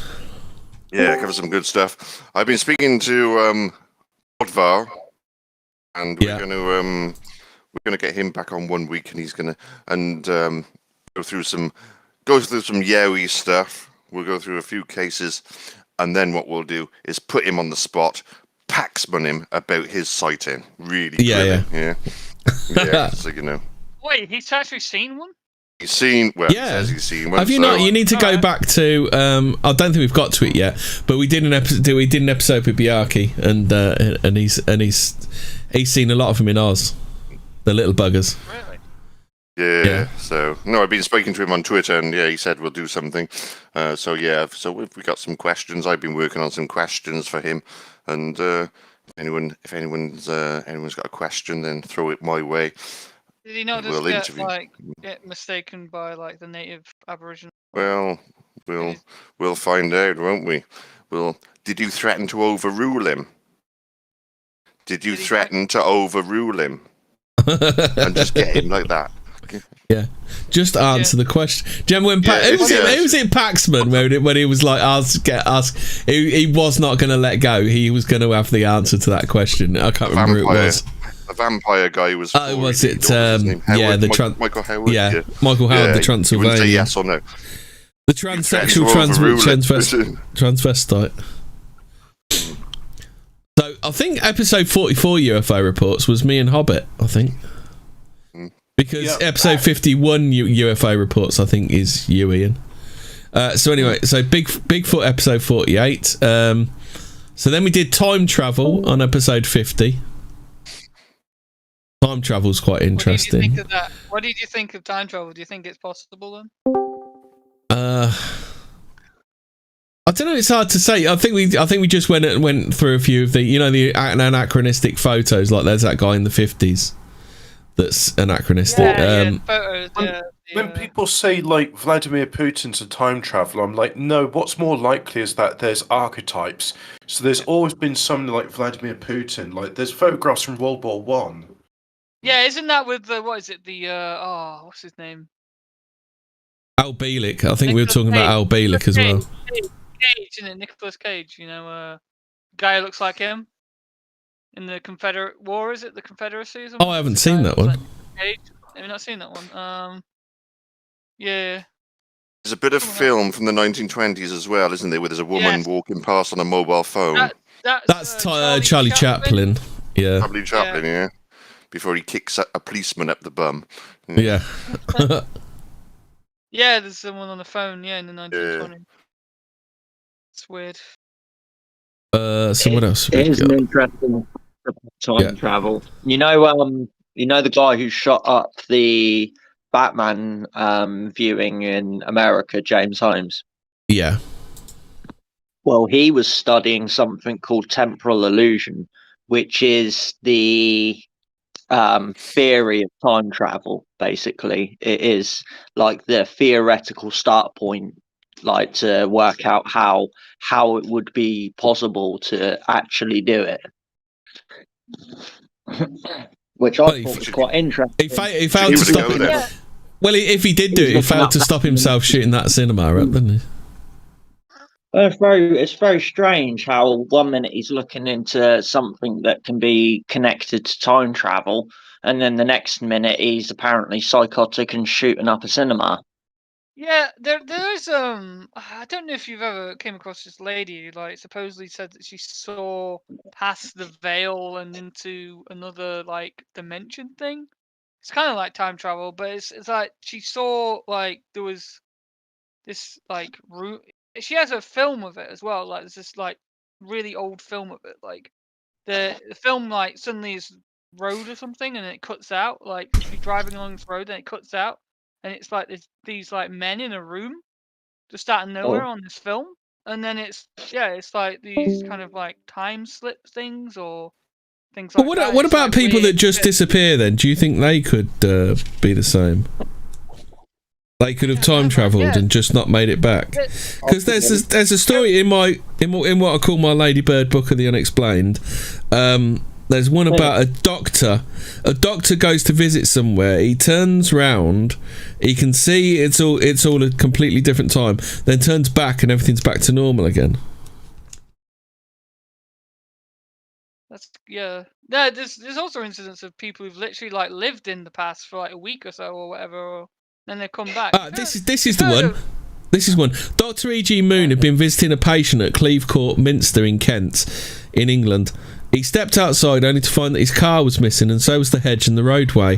The scenery was completely different from when he'd entered the house a short while earlier. He was now looking at a muddy track, and a young man was walking by in old-fashioned clothes. Puzzled by this sight, Dr. Moon turned to go back into the house, then glanced over his shoulder for another look. Everything was now back to normal. Later he checked on what he had seen. It was exactly how the place had looked 100 years earlier. It seemed that for a few seconds he'd been transported back in time. Well... How queer. Yeah. Because there's also that other story, the story of is it the woman in France, isn't she? Her mum's sick, so she goes to buy medicine, then she comes back and the hotels and the hotel have no knowledge of her. She goes up to the room and it's completely, the mother's gone and the decoration is all completely different. Has anyone ever heard that story? Yeah. I haven't heard of that one before. Although that's more like Mandela effect type stuff, isn't it? Yeah, that's it. Yeah, you've heard of the guy. Yeah, Mandela effect. I don't know whether that's time. Is that cast as time travel? Is it? But it's like you've heard the story of the country that doesn't exist. The guy who went to Japan. He said he was from some country. On the plane, and then hold on. Like, let me check Snopes on that. But in the meantime, though, there's also the guy he gets home and is alone. His mum's not in, so he goes up to his room and puts his headphones on and listens to some music and lies back and has a wank. And then when he's finished, there's a hot cup of tea beside his bed. Oh, spooky! Yeah, that one. I have not heard that one. Come back. his mum had come back. He didn't hear her come in because of the headphones, and he had his eyes closed, obviously thinking of things. No. Thinking of the girl. No. Girl in the spaceman photo that got him going, and then and then when he woke up, there was a cup of tea which wasn't there beforehand. His mum had been in. Oh dear. She had seen the whole thing, and he didn't know about it. Oh, grim. That's just grim. Yeah. Right. So after time reports, this story has been said numerous times. Yeah, It's happened more than once, hasn't it? Tell you what, though, I like that tennis girl. She's nice, isn't she? The one scratching her bum, showing her ass. Oh no, the British one or whatever she is. Yeah, Raducanu. It's amazing though how many tennis players are into black magic, isn't it? Like, look at Goran. Even he's a witch. Oh dear, that's terrible. Do you think that could be connected with the fact that tennis is quite an elite sport? No, it's more connected. It's more connected with the fact I wanted to say, look at Goran. Even he's a witch. No. Yeah. Well, you don't exactly get poor people in the world of tennis, do you? And rich people tend to be all into this fucking satanic shit, don't they? You know why tennis has that power? It's because it's so fucking boring to watch. Wasn't Andy Murray in the Dunblane school when that happened? I think he was. Yeah, we definitely need to do Dunblane because that's fishy as fuck, isn't it? That's a strange one. Andy Murray was at Dunblane. He sort he told the official story, and then magically, don't worry, he's won Wimbledon. Way here you go. Here's your reward, good boy. So me and Hobbit did it. I think was it just me and you, Hobbit, that did 9/11? I can't remember who did 9/11. But we called it the 9th of November, so we didn't get banned by the YouTube algorithm. So, yeah. So that was where you upset Madfaz by saying that Judy Wood's a crank, Hobbit. Oh, yeah. Well, since that time, I mean, I've always just thought, you can explain this with just like setting charges in the building because. But you can't explain the other stuff, can you? No, the thing is, it's like when the site gets demolished, there's a lot of debris and rubble around and bodies. Well, no, actually, no, there's not bodies if a building's scheduled for demolition unless something very bad's gone wrong. But in this case, it's like those buildings turned into dust, and I'm expecting a lot of dust to happen, but there was weird stuff going on, and then there was all the convenient things. I was actually watching like a normie documentary on it, and one of the firemen said that he was running away from the building, and as he was running away, his hat lifted off his head and flew off, and then he got lifted up and thrown through the air as well, didn't he? And there's also the one I watched of the guy that the building was falling, so he curled up into a ball in the corner, and he was falling down, and as he was falling down, the air currents were lifting him up. So there's lots of like weird shit with air going on around it. Yeah, I mean 9/11. Could that be caused by a building coming down and displacing a lot of air, so causing like a mini hurricane? Could be.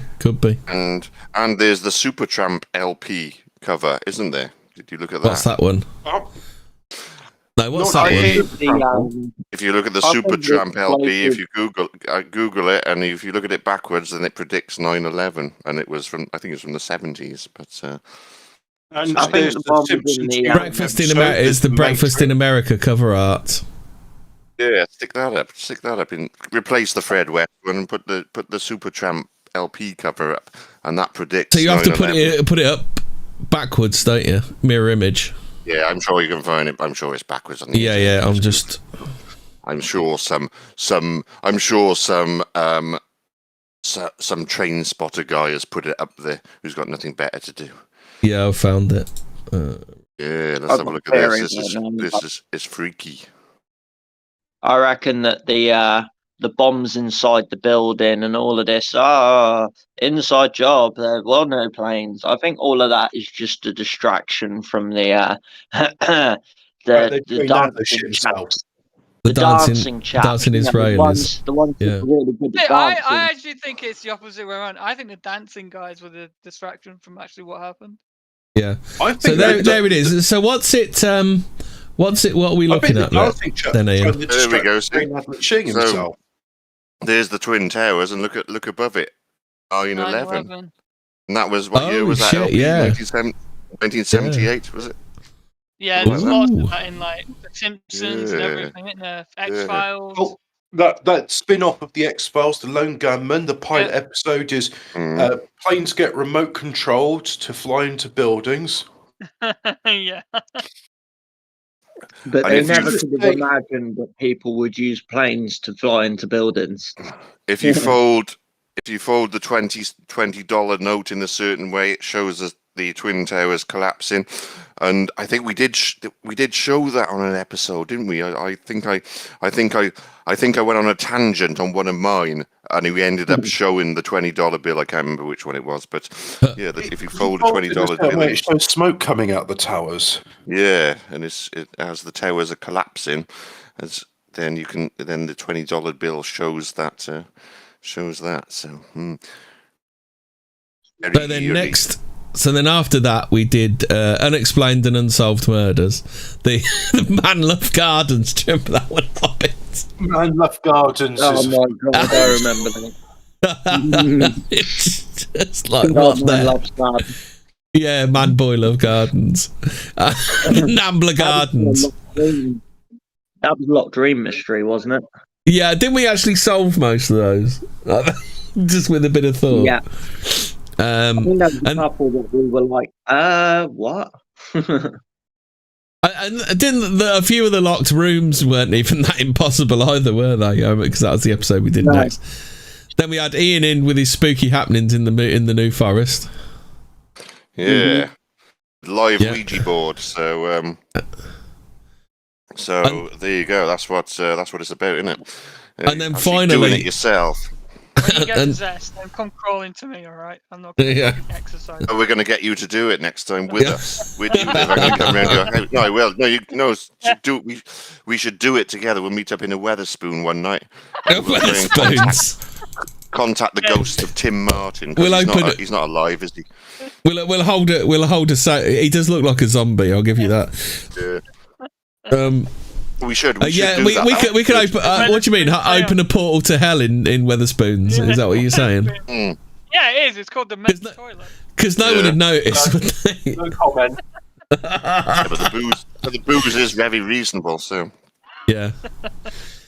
Myself and Dom used to go to Curry Club every Thursday. So Curry Club, I remember Curry Club. Yeah, when you did, Curry Club was. Yeah, well, you know what you do need to exercise? Fucking cobblers in Oxfordshire. We'll do another Ouija board and film it. We'll put that on at some point when I get a chance. So then we finally got around to doing after Hobbit had calmed down. We finally got around to doing the Dennis Nielsen trial. Oh, I didn't know we did. We came back to that. Yeah, we did. Yeah, we come back and finished off. We did the Dennis Nielsen trial. Then we did the haunt. Do you remember the haunting of Fox Hollow Farm? Herb Balmonster, I can't remember this. Was it the A60 killer or something? It was the I-50 killer or something. Yeah, I think so. That was an interesting one. That was. Yeah. You heard of Fox Hollow Farm and Herb Balmonster, Ian? I do know of that, yeah. So we did a bit about Herb Balmonster. There's some weird shit going on there, isn't there? There's like a ghost that's like half a person, isn't there? Didn't some bloke have a really bad experience in the swimming pool, didn't he? Yeah, that was the guy Michael who played Barrymore there. Well, Herb Balmonster. Herb Balmonster was a bit of a Michael Barrymore, weren't he? A bit of a thief. Yeah, it's a bit like Skinwalker Ranch, isn't it, in America, or Foreskin Walker Ranch? I was going to say, everyone calls it Skinwalker. I just think it sounds like gay porn. Skinwalker is a weird one. I don't know what to make of that. And I've been watching the TV set. I've been watching the Curse of Skinwalker Ranch. I think there is something to do it. They're getting a lot of electromagnetic shit and like radioactive shit as well. Something's not right there. Something is going on. Yeah, like that is too weird. There is some kind of portal there. Last week on Blaze, it was good. It was Paranormal Week, so every night you had Paranormal on camera, various Bigfoot programs. So I don't know if anyone tuned in, but Paranormal caught on camera. It was some good stuff. So I recommend it. I do. Most of that's like Russian CGI, though, isn't it? The Paranormal caught on camera, or you can tell the ones that are angled just right, so you can have a bit of fish wire out of sight. Can't you? CGI. Nothing wrong with a bit of fish wire. 2005 potato cam. But then after that, examples of fish wire and rubber is in The Thing. Like, there's a scene where the guy's head turns into a spider, and that's just a rubber with like some strawberry sauce, and they pull it across the floor with a piece of string. Oh, that's amazing, isn't it? What they did there. It is a work of art, even though it's horrible. Well, that was like when the public first started getting their hands on CGI, wasn't it? You had like some sort of giant spider crawling up the side of a building or something, and it's like, well, that's obviously fake. Yeah, I prefer practical effects every time. I do. Yeah. The real dip in film quality was when they did CGI blood splashes. Yeah. Well, they do CGI muzzle flashes. I even remember in the latest season of Trailer Park Boys, they do CGI puffs of smoke, and it's like, can't you smoke real cigarettes anymore? So after that, we did ABCs. I think that was you, Ian, wasn't it? It was, ABCs. Yeah. Yes. And we came to the conclusion that they are real, and I think they are. I think, but it's not really that much of a mystery. It's just people. People do have them as pets. They're just good at keeping out of sight, aren't they? I suppose. Yeah. I'm sure they have been on the loose. In the UK, some people are idiots and will have those as pets. People do these things and they escape and go and live in the wild. So, do you think it's feasible that any? What was the act that was passed where they just threw all the zoo animals out? Do you think it's feasible that there are breeding pairs from back then or not? I don't see why not. If there are enough in the wild, then obviously they can do that. In the 60s, we actually looked at photos, didn't we, of people walking down Carnaby Street with their leopard on a lead, and it's like, hang on a minute, that could kill someone, but then so could a Rottweiler. Is it Siegfried and Roy? He come a cropper, didn't he? It attacked him on the red carpet. I got no sympathy. That's another one the Simpsons predicted. The Simpsons predicted what would happen at that circus as well, because the Simpsons had like a Siegfried and Roy character, didn't they? With the tiger, and in the show, that one of the dudes got attacked or something. I remember watching a video about it, and it made my brain click. So actually, and then however long later, there was the Siegfried and Roy incident at the show, and apparently one of them was screaming not to kill the tiger. Well, I think they should have. I watched have you seen Blackfish? That one, No, I haven't seen about that. The whales in captivity, and they kill. It's about they kill the trainer. Yeah, there's that one that's killed about 3 trainers, isn't there? Yeah. I have no sympathy for the trainers. I'm on the whales side. It's like, if you're going to keep that in a tank, then and dick around with it, then yeah. But there's footage there of there's this one where the whale's got the guy by the leg. He keeps taking him underwater, and it goes on for quite a while. I'm thinking, why didn't you just kill the whale? Yeah, I don't know if you've seen it, but it's like, why doesn't someone Why don't you kill the whale? You don't. It's not. Shouldn't have the whale there in the first place. It'd be quite difficult to kill the whale, though, wouldn't it? Because I'll just get a gun and shoot it in the head. It's easy enough. Yeah, but the problem is there's a chance you're going to hit the dude, though, isn't there? Not if you're a good shot. You were asking about Hemi is in the UK as a pet it is illegal to keep a tiger or any wild animal in the UK as a pet without a license. Under the Dangerous Wild Animals Act 1976, no person shall keep any dangerous wild animal except under the authority of a license granted in accordance with the provisions of this act by a local authority. So you need a license, mate. Oi, mate, you got a license for that tiger. Got a license. When was the first reports of the Beast of Bodmin? Was it after 1976? I think so, yeah. Ian? It sort of took off in the 80s. That was when they got the army to go and look at it. But obviously, everyone had to get rid of all those, the wild animals. And let them off. They literally just threw them out, Fraser. That's literally what I did.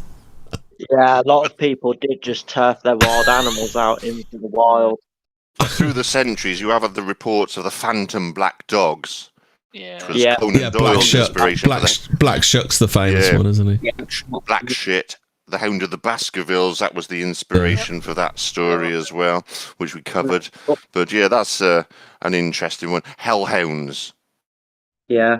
Oh yeah, we had a look. We did touch on that in I think we went to when I did the New Forest one again. We actually went to the site of the phantom black dog and did film. I didn't see the black dog, but I did found some black dog shit, wasn't it? I found some dog shit there, so obviously the black dog had been there and fucking leaving his mark. Yeah, dirty fucker. So so then we did Halloween and we did some ghost stories. Then we had Ian back for the Darwin Awards. The Darwin Awards, yeah, people dying in stupid ways. So. This year's been quite good for the Darwin Awards, hasn't it? Some of the stuff we've been reading lately. Then we did 2 parts of Brinksmat. Brinksmat was interesting. The amount of stuff that's connected to is just unreal, isn't it? Yeah, it goes as far as the fucking Essex boys and everything. Like the amount of fucking connections we were finding, it's just like, where's it going to end up next? Yeah. Because didn't we find out that the E's had come from Kenneth Noy or something, hadn't they? Yeah. Kenneth Noy had put the money up for the ecstasy that the Essex boys were selling that went on to kill the Betts girl. Like, it's, how all of this stuff is connected is just like, what the fuck? Yeah. I couldn't believe how stupid her father was, considering he was a cop, wasn't he? And he was so naive about this. You thought, that it was all a surprise to him. Oh, 18-year-old children taking ecstasy. Oh, I never knew that. That's a surprise. I thought it was just, it was like the guy's thick as pig shit. Fucking yeah. I thought she just had too many blue wickets. I thought it was the E's in the blue wickets. Then we did the Yeti. Was that you, Ian? Was it the Yeti? I think it was, wasn't it? Perhaps it could have been. Yeah, I do like my hairy men, and so probably was. Yeah. So then me and Hobbit did we did a never a straight answer. So we were discussing NASA. We need another 7 astronauts after the 1986 accident. The NASA cocktail is it? It's teachers with it's 7 Up with a splash of teachers. Yep. Then Hobbit did his episode on Washington DC, didn't you, Hobbit? Do you remember that one? I went into a rabbit hole later on about the hyperdimensional cube in Paris, and there's a thing in Paris. You've got the Arc de Triomphe. There's a smaller arch in front of the Louvre, and then there's a really big arch, the hypercube, and it started making me think about the nature of reality. So that was an interesting one. Putting on an accent there. Hobbit triggered the chat. Where's the one where Hobbit triggered the chat? We haven't got there yet. We've still got quite a few. I have some questions. Yeah. So then we did Monsters of the Deep. That was Ian again. Sea serpents. Yeah, we had a discussion with Clown X. Then we did what I called the bonus Bigfoot bonanza. That was with Biarki. That was a good one when he was talking about that's episode 71, Ian, if you want to listen to that one again. I heard that one, and we'll get him back on, and we'll as I said, we'll try and get him back on, and we'll really put him on the spot about this, And then we had some more Hobbit rage fuel, the Green Chain Rapist. Do you remember that one, Hobbit, with the copper that fitted up Colin Stagg? Jesus, did she get an easy ride on Deceit? Oh, they were so. Oh, she's just a poor old thing, just stitching up an innocent man. Oh, but he might kill me. For stitching up an innocent man and everything, and it's like, you bitch. Yeah. Yeah, I mean, like Colin Stagg says, a lot of people still think he's guilty, and he just got off on a technicality. Or she was like, "Tell me how you want to strangle me, baby, and then rape my dead corpse." You're not getting any poon unless you tell me you want to strangle me. Yeah, I'll give you some poon if you tell me how you want to violently murder me and bury me in the garden. Oh, write it in a letter. Well, actually, what you've got to do, Robert, is you've got to write me a fantasy where you murder me on Wimbledon Common in front of my child. That was so dark, man. Are you familiar with the Colin Stagg stuff, Ian? It's not one of my specialist areas, so no, I'll leave that one. Yeah, it's quite disgusting what was done to Colin Stagg. Dark. Yeah. Yeah, because even like it's like she was insisting that he wrote these disgusting fantasies, and he went so far as like he'd write 2 letters. He'd write a letter that he wanted to write, and then he'd write a letter that she insisted that he write. But they never mentioned this in Deceit, did they? No, they were always like, "Wow, he wrote her these letters." It's like, yeah, but what about these ones where he was being really nice? I like it when they threw in the out of context. Is this what you wanted? They completely out of context it, don't they? Don't mention it, do they? But that Deceit was absolutely disgusting. Have you heard about this one, Mad Flaz? The Green Chain Rapist? Nope. Oh, he's a sick fuck. He murdered a young mum called Rachel McCall, and the police tried to fit up an innocent man with it, and they used a woman to basically honey trap the guy, and she was basically talking him into writing these really incriminating letters about how he was gonna like murder fantasy and all the rest. That's so messed up. Jesus, right? And in the end, I hope they got fucking shafted for it, like, because she got shafted. She got, what was it, 125 grand or something, didn't she? For the PTSD, for where she had to try and fit up a murderer who wasn't actually a murderer. Because she said she was put up to it and she wasn't sure about it by her superiors and everything. Like, fuck off, love. Yeah, she basically did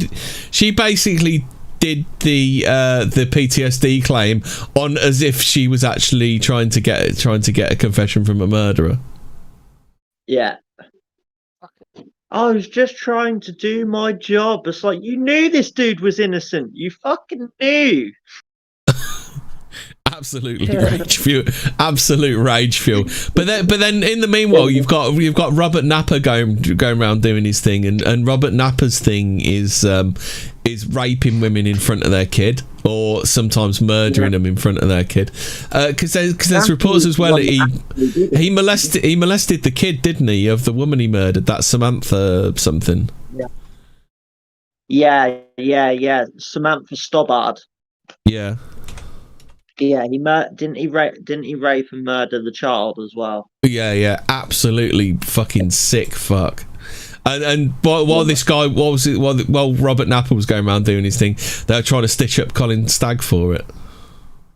Yeah. Samantha Bissett and her daughter Jasmine. Yeah, that's it. Didn't the father find them? Yeah, he came back from work because I think he was really meticulous, wasn't he, in doing his he was really meticulous in doing his surveillance, wasn't he? So he'd watched for a long time, work out movements. So he was like, and then he was like, then he had time to do his thing, didn't he? Because he'd worked out the father was on his was doing his thing. He was at work. Pleasured himself whilst watching. Yeah. So then Hobbit tried to do Tartaria while I was drunk. That was the next episode. It was the mystery of the hidden booze of Tartaria. Yeah, that was a bottle of Chardonnay, a full bottle of Chardonnay. That was that Tartaria episode. You had Chardonnay. Chardonnay. Yeah, I was just clearing the fridge because we had some white wine that had sat there for far too long, so I had to get rid of it. I was doing the decent thing for the good of the household. So then after Tartaria, we did Cursed Movies with Ian. Yeah, Dom did that as well, didn't he? That was some covered. Yeah. Covered a bit of ground that night. Yeah, a few pieces. Poor old Linda. Poor old Linda Belair. She got whiplash, didn't she, from that thing when she was being whipped around? Yep, and ended up doing pornos. So yeah, dirty girl. Yeah. Oh, sorry, right there. Yeah, doing full frontals in prison movies. So that was all right, wasn't it? Shower scenes, that kind of thing. Yeah, and then we did Electronics of the Devil's Playground. Oh yeah, that was your thing, Hobbit. That's interesting, isn't it? Is that let me have a guess. Is that related to the AI kind of being? Yeah, and I've done some episodes on AI on my own channel as well, but it's more to talk about the fact that so much of our electronics depends on quartz, which the Muslims believe, even before they're Muslim, that the spirits of jinn are trapped inside the prism. So is that where the modern myth of the rubbing the lamp comes from? Then is it? It may be, because it seems to be like this thing of you trap these creatures inside objects. Yeah. And so the fact we got some very spooky stuff happening with that, and I thoroughly recommend it to everybody. Listen to that, look at AI, and be your own judge. It's just the story of the Book of Enoch, kind of, fallen angels are trapped in the earth. Is this what you're saying? Forces, yeah, their prison. Well, no, I just find it interesting that a prison is where someone's imprisoned, but a prism is also like light and quartz, and then we had the spirit of jinn. And then we had what were we talking about in our Russia Bonanza, Hobbit? I can't remember what we covered in that one. Tartaria. I don't remember. I think so. Maybe we were having like frozen vodka on that episode. Did we have Phil on for a bit or something? I can't remember that one. And then we had our most controversial episode to date, episode 77, Flat Earth. Hobbit has questions. Hobbit, you are not allowed to question. Brigade 77 didn't like that episode. We got a lot of fucking aggro in the chat that night, didn't we? I got shit through my letterbox after that episode. Jesus, we didn't even say either way if the Earth was flat or not. We just said we had questions, and people are like, "Fuck you bunch of shills." I thought it's like, right, it should be easy enough to prove whether the Earth is flat or not. Let's see experiments to measure the curvature of the Earth. Oh, it's flat. All right. Yeah. Yeah, because it was. I think it was the Bedford Canal experiment is the level. Level experiment. Yeah, but there's also a modern version of the Bedford Canal with lasers and such, and there's no curvature. Yeah. I'm not saying it's flat. I'm just saying that no curvature can be measured. Then after that, there was a long time joke of ours on JDLE, the Manchester Canal pusher. That's a weird one. Yeah. Was it the Filipino guy, or did we ever establish who it was? They rumoured it was, but it's very hard, isn't it? Because people aren't... Well, people that died in there aren't coming forward, are they? There is a story of one guy, I can't remember who he is, but he actually got kicked in. He said the bloke's face was just like absolutely like psychotic. I think the bloke kicked him. He kicked him off his bike and then kicked him into the canal. But there's only one guy that survived it.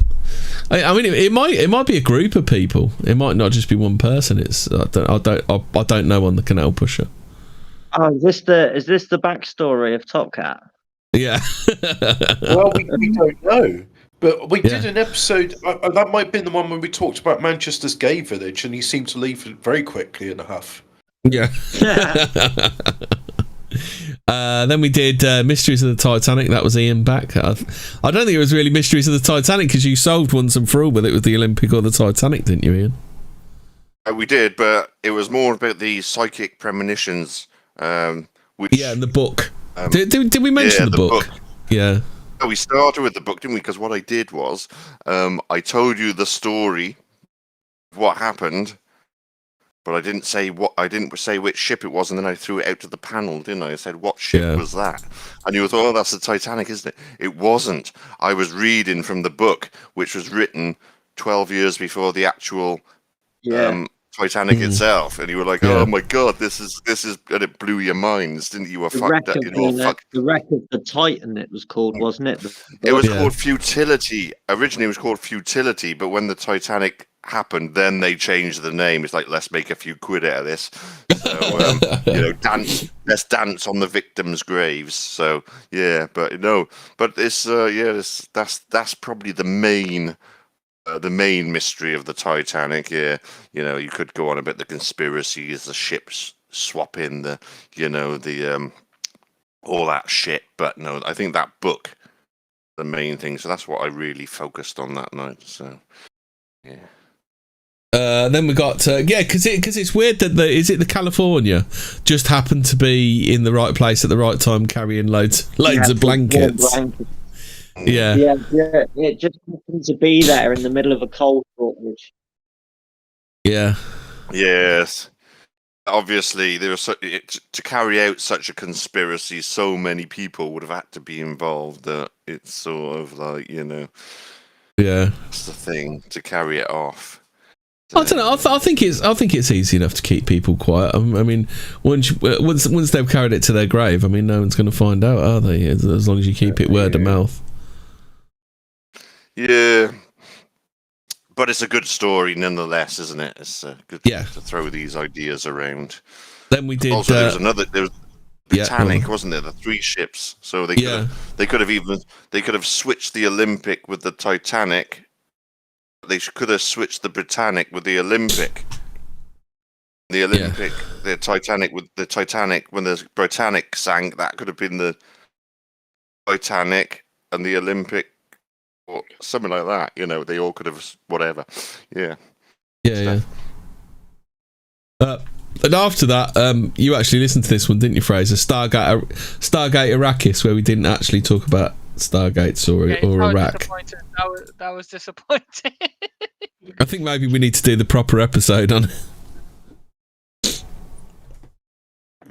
There was some weird stuff in the 2003 invasion of Iraq. I got isn't that where they uncovered the tomb or the temple of some of the Gilgamesh people? Yeah, Gilgamesh, yeah.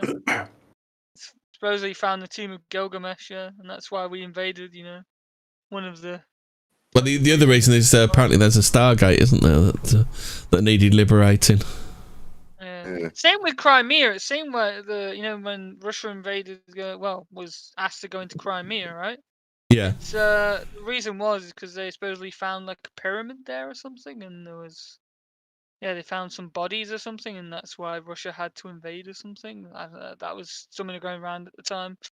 I remember like people talking about that. Don't know if there's ever. Could that be? Do you think that could be part of Chernobyl, why they irradiated the area then as well, then to keep people away from that?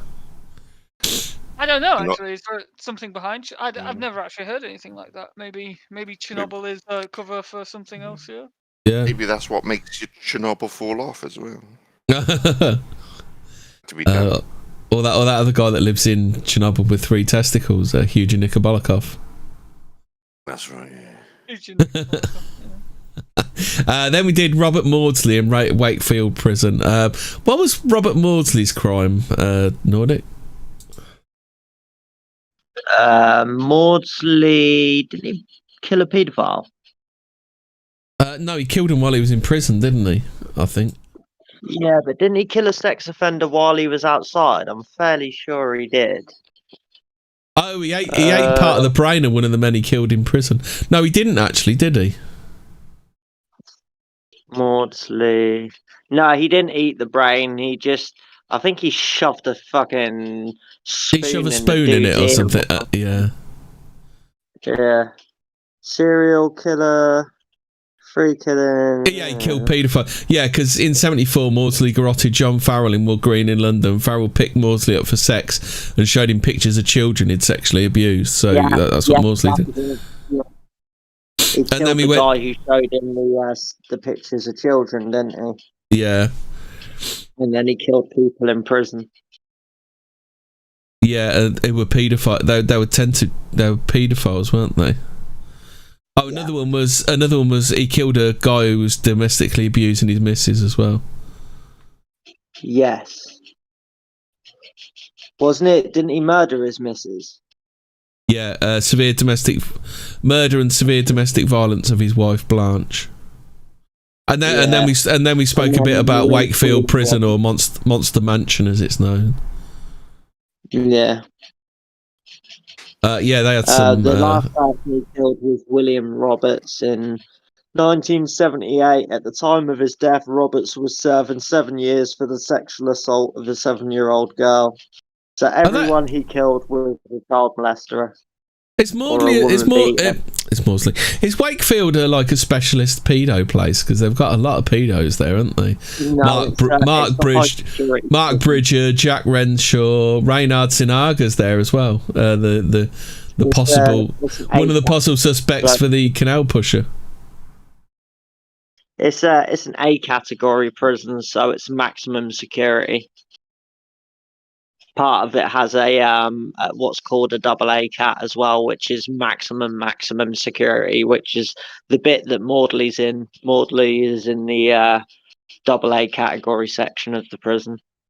Colin Island, who I think we'll have to do an episode about Colin Island. And then Robert Black's there. He was a wrong one, wasn't he? Huntley's there as well. You know how the categories of the prisons go, right, Hemi? A is the top. A is the most secure, isn't it? Yeah, A is high security. B is for those who do not require maximum security, but for whom escape still needs to be made very difficult. A category C is those who cannot be trusted in open conditions, but who are unlikely to try to escape. And DCAT is called open prison is DCAT, which is it's like they don't really have fences, they don't really have gates. They get a key to their cell. There's a certain time they have to be back in their cell for. They're allowed to have what's called weekend leave, where they're allowed to go home for the weekend once a month, and then they have to come back. But that's for only the most trusted of prisoners. Yeah, crazy that you'd trust any of these people anyway. So episode 83, we did the end times, but I can't remember what we spoke about on that one. I bet, do you remember the end times, Nordic? We're living it right now, right? End times was just a sort of discussion of the way things are going at the moment. Oh, the Book of Revelation. we were talking about the Book of Revelation and stuff, weren't we? Yeah, I mean, there's a lot of talk about Mark of the Beast at the moment. We won't get too much into that, but I'm sure the audience can infer what the mark may be. Yeah. Yes. Then there was Rendlesham Forest. I think we were a bit too serious on that one, weren't we? Probably one of the most serious episodes. Yeah, one of the most serious, hard-hitting episodes we've ever done, wasn't it, Ian? We decided it was the FAF, didn't we? Well, yeah, we were quite thorough with that case, weren't we? Covered all the ground. Oh dear, that did make me laugh to find out it's just the SAS winding the dumb Yanks up. Or could it have been a lighthouse? So Yeah, so... Well, it's the 3 radio towers, isn't it? I think is what it was, wasn't it? That was some of the sightings, wasn't it? Then we did Demons. Does anybody remember the Demons episode? I don't remember that one. No, I don't either. Then we did the Twins episode that made all of us feel quite sick at the end of it. Yeah.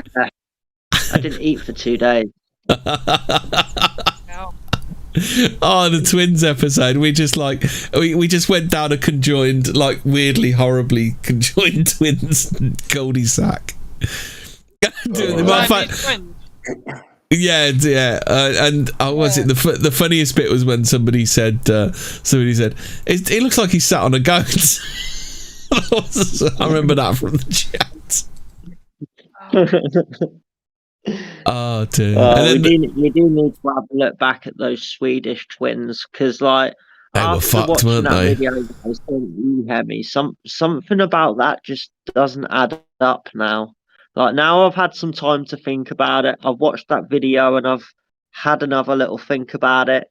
Just a lot of things point to they could quite possibly have been under someone's eye, and that's how they managed to they seem to just dance from here to there, dance from bad situation to bad situation.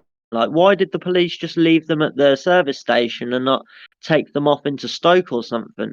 Why didn't they check their bags? Why were they so paranoid about their bags? And then when they're like absconded onto the motorway and attacked police officers, why were those charges then dropped? And why did they only get like nothing in court? And then when she killed the guy, she then basically got fuck all in court for that as well. Like, and then went off to live in America with her sister, didn't she? Sense.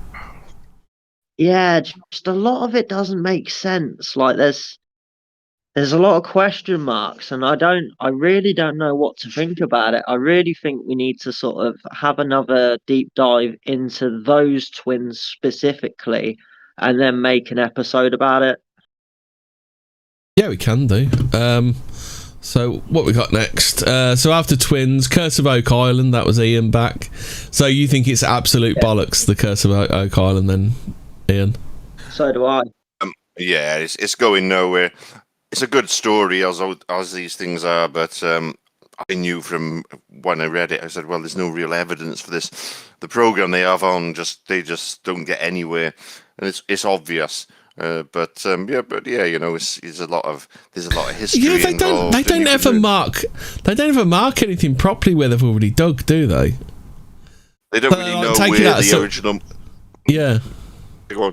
They don't know where the original money pit is, and I don't even know why it's called a money pit. And if you actually look into it, you think, well, this is all assumption. There's no evidence for this at all. But Oak Island, is that in Newfoundland? Is that in? It's Nova Scotia. Nova Scotia, isn't it? Yeah. Is that the one with the really big pit? That's supposedly there. Like, there's a really big hole. Yeah, with the baffles and all that kind of stuff. Yeah. There's a lot of pits to the point they've absolutely destroyed the island, so they no longer know where the original pit is. If it was a pit in the first place, it's just an assumption. Okay.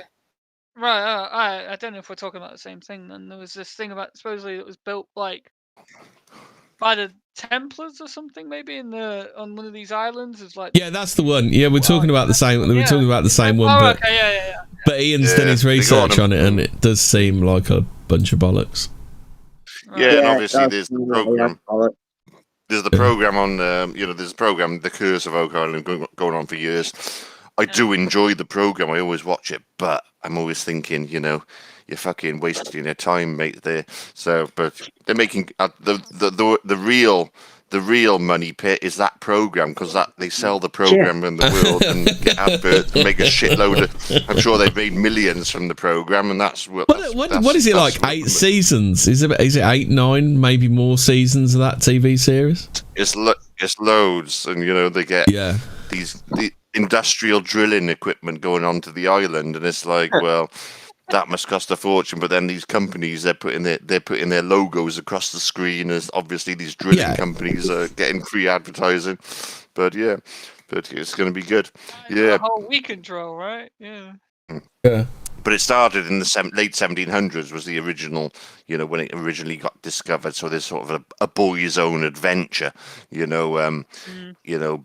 you think the original money pit was just like a trash pit, and that's why there was wood and then shit and then wood and then shit. But it could easily be something like that. There's no evidence at all that there's buried treasure there, and this thing about pirates burying their treasure didn't do that anyway. When pirates got money, they went and pissed it up the wall. They didn't bury it. Because, that's something that's made up by Robert Louis Stevenson. So it's like sort of like the myth has just gained momentum. There's no actual historical proof that pirates ever buried anything other than people. And there's no truth that pirates talked in a Bristol accent either, but for some reason they do. So.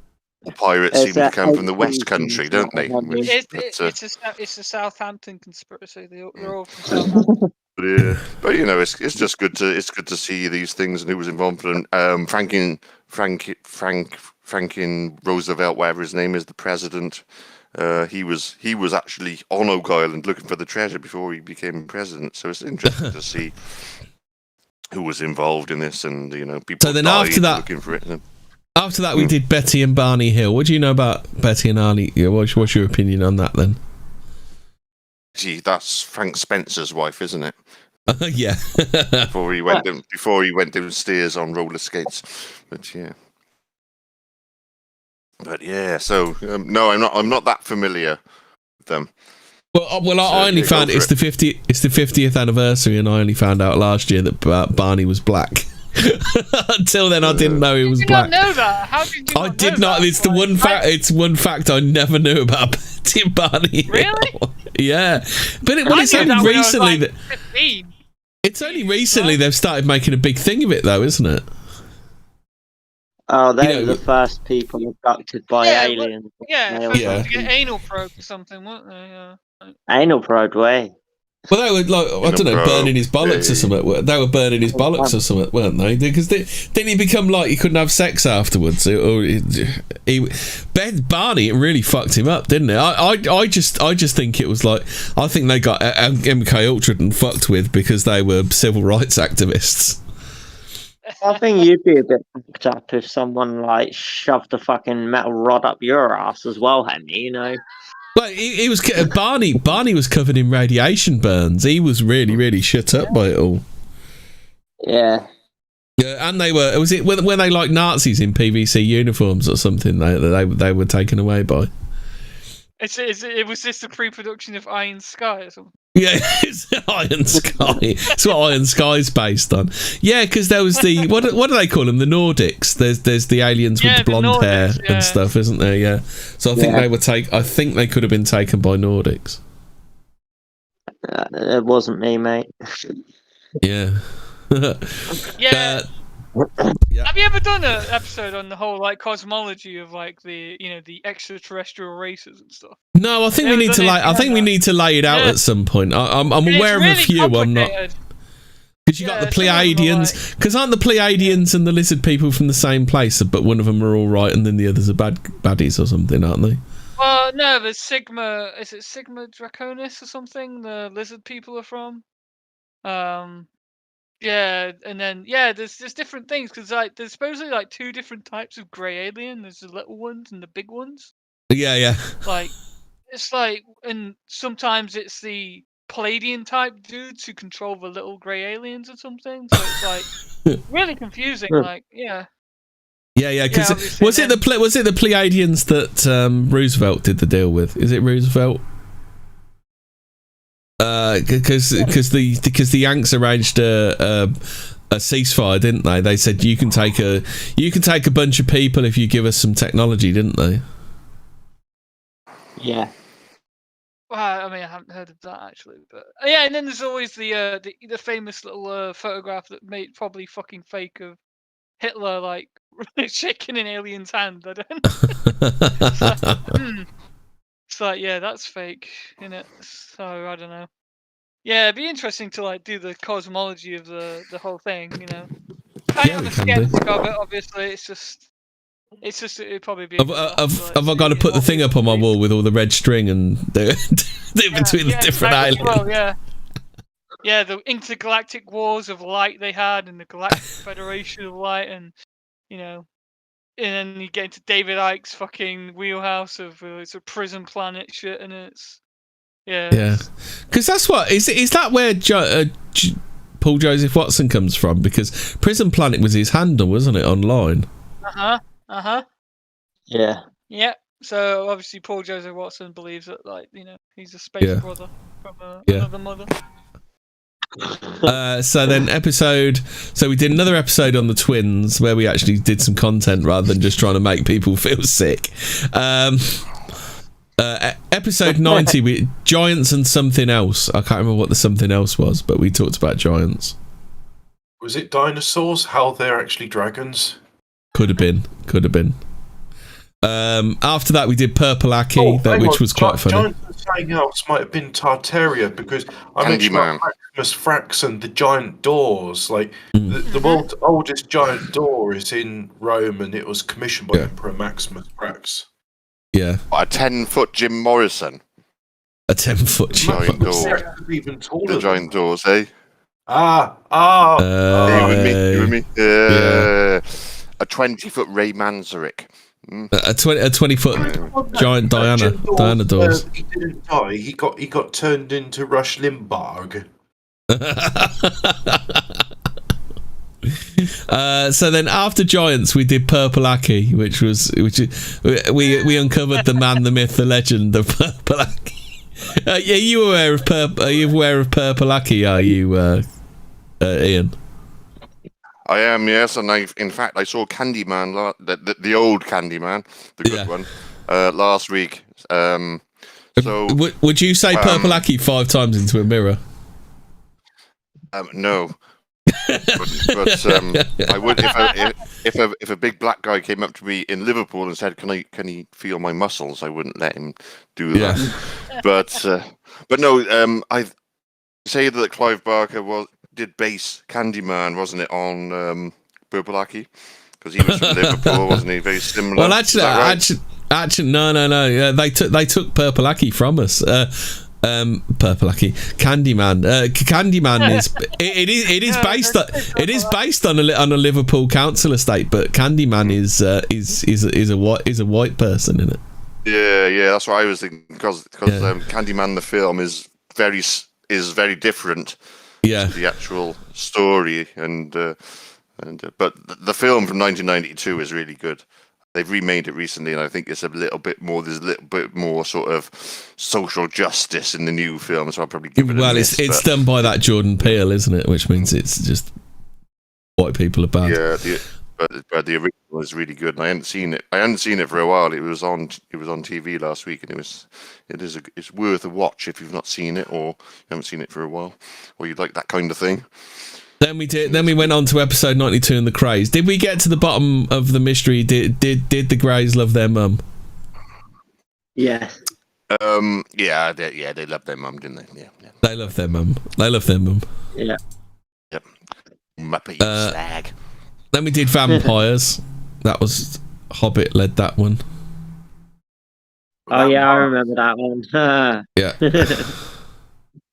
Then we went on connected you to being vampires, wasn't it? Yeah.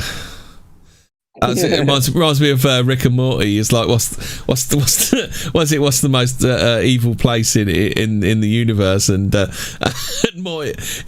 Rick's drunk, so he says it's so Morty says Rick just when he's drunk he just rants about Israel. I don't know why. I don't know what he's talking about.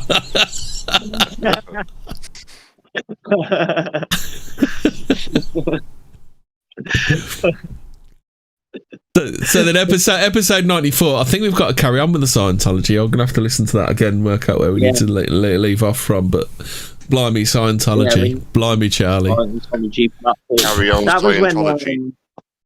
That was when Chris left PA. That was what inspired that episode. Yeah. Because then, what was your first episode? Mud Flood, was it, Fraser? Yeah, that was mine. Yeah, that was me. That was your first episode. So Curious Tale. What was Curious Tale? Oh, that was you, Ian, weren't it? Curious Tales. It was me and Dom. It was a bit of a mishmash, wasn't it? We covered the Belmer's faces, the flying coffins, haunted dolls. Yeah. The origins of Chucky. It's got origins. Yeah. Did you? That was a shit. That was a shit remake as well. Did you watch the Chucky remake? I haven't. No, I tend to. Oh, they've completely. They've completely taken out the voodoo element. Now it's like a vicious AI. It's all social issues, isn't it? Yeah. I tell you what, give me universal horror from the 30s any day. That's my thing. I still haven't got around to watching. You ever watched Todd Browning's The Freaks? That's supposed to be really creepy, isn't it? Yeah, I have actually. Yeah, that's a bit. I don't know. It's a hard watch, to be honest. Oh, is it? Is it really difficult? It is. Yeah, because that's remained to this day, isn't it? Yeah, I like those horror films from that era. Todd Browning, he directed the original Dracula with Bela Lugosi. He directed Freaks, though, and someone gave it to me on video. They thought, Ian's into that stuff. He'll like that. I watched it, and I thought, that's something else. I'm not too sure about that, but I'm not going to watch it again. But, if you're you're fascinated by things, have a look. But to be honest, is it quite exploitational then? Is it? It's not right. I didn't like it. I'm glad I've seen it, but I don't know whether when you're doing one of your anthology episodes, when you want to add in, have you ever heard of Jimbo is it Jimbo the Lobster Boy? I think. Have you ever heard about it? He used to abuse his missus, and then he ended up getting shot. That's quite a good story, isn't it? He was what's called a lobster boy. So if you imagine, like the Spock thing when you hold your two outside fingers together.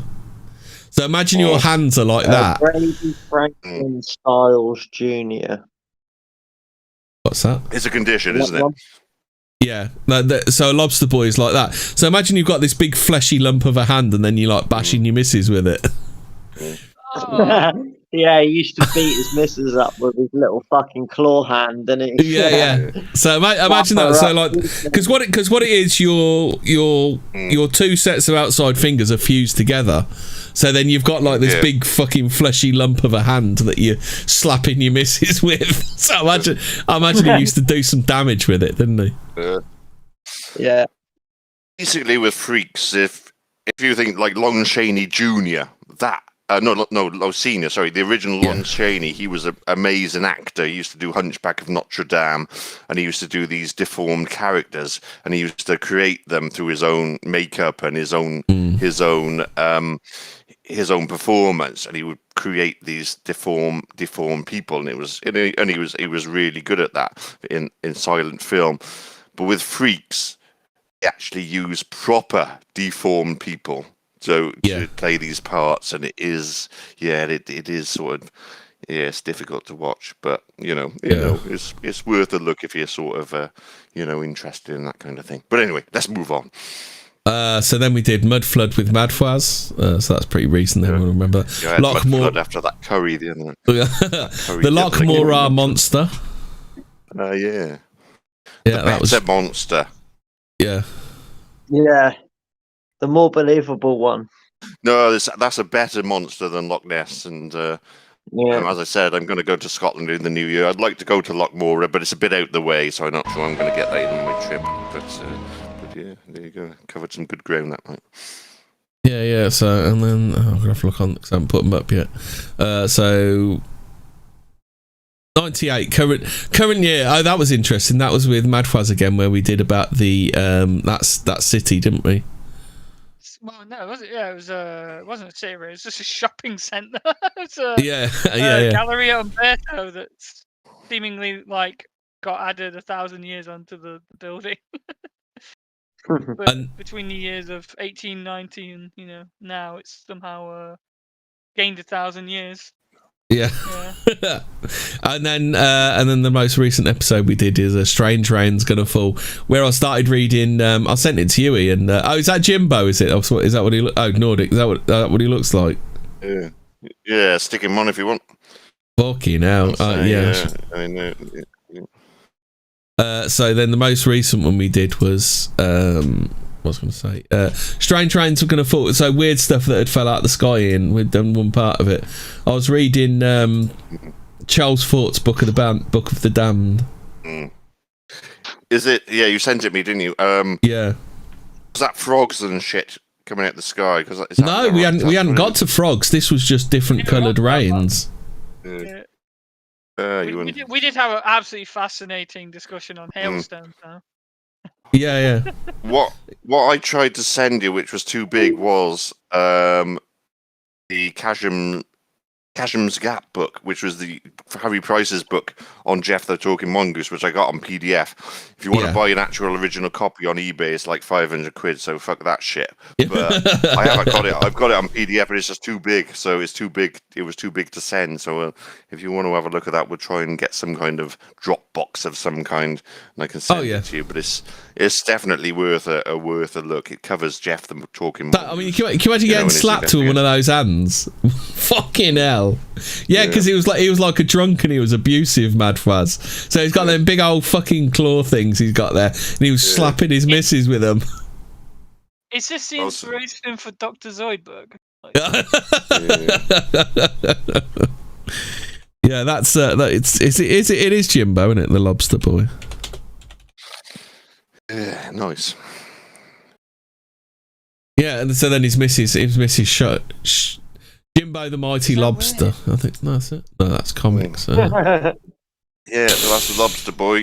He was a great guy. A big thumbs up to him.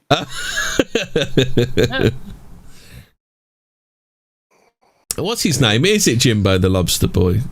Nordic.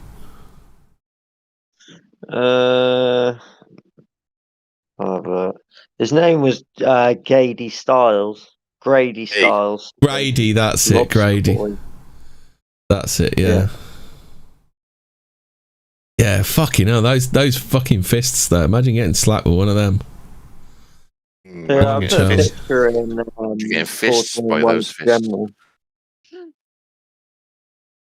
Christ on a bike. Yeah. So because all the different freak stuff, it all has different names. So you've got the women that are born with like nothing from the waist down. They're called they're frog people, aren't they? Frog people. Yeah, they're called frog people. People that what are they called? Yeah, I know what you're on about. Yeah. The women who like on the the different deformities, they all have different names. So they're like lobster people. You have I can't think of any of the others because I did it last podcast and Les did a good episode. Yeah, you got the pinheads, haven't you? You got the obviously the bearded women, midgets. Yeah, isn't there the photo of the guy with two heads and shit like conjoined twins? I think they were quite rare though, weren't they? But like frog. Yeah, they were called frog people if they had nothing from the waist down. Then you had the seal boys. Because that guy with the thalidomide guy, he did a documentary on the seal boy, didn't he? But it was weird. It was weird because he was quite favourable to the whole seal thing, to that whole freak show thing. Because apparently they were paid really well and they had a really good living out of it, didn't they? This is the thing. This is the thing about this. Obviously in those days there was no TV, so what people would do would go and look at these people, their entertainment, or go to the asylum and look at the mad people. But no, the freak people in the circus, they were earning good money, even though they were only half. No legs or whatever. They had to go on TLC for £600 life instead. It's a fall from grace. Yeah. It was a different time. Ooh. How about this one then? So this is Tom Norman. Barnum's English counterpart was Tom Norman, a renowned Victorian showman who's travelling exhibitions featured Eliza Jenkins, the skeleton woman, a balloon-headed baby, and a woman who bit the heads off live rats. Oh. Other acts included fleas, fat ladies, giants, dwarfs, and retired white seamen painted black and speaking an invented language billed as savage Zulus. Based. Surely giant dwarfs are just normal people, aren't they? Yeah, it was giant. It was giants, comma dwarfs. It wasn't giant dwarfs. So right. Norman was the guy that came. So this Tom Norman guy came into contact with Joseph Merrick, the Elephant Man. Mm. Oh, holy shit! I didn't know the Elephant Man was from Leicester. he's your ancient ancestor. I'm not surprised. That explains everything. Is that worth an episode, Ian? The what's his name? The Elephant Man.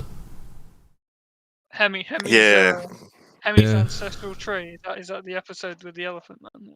Yeah. Yeah, there's not much meat on the bone, though, is there? The guy had a deformed head. Michael Jackson wanted to buy him before he shagged children, and that's it. So that's it.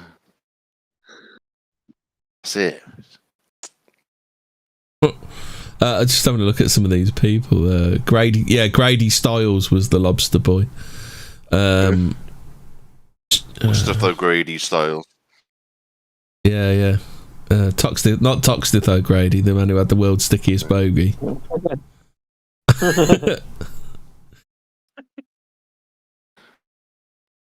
Who had the loudest bottom burp? That was Toxteth O'Grady again. No, Rick Britton. I thought it was Rick. And finally, who can answer who's changed my questions? It was me. Oh God, I've watched that episode far too much.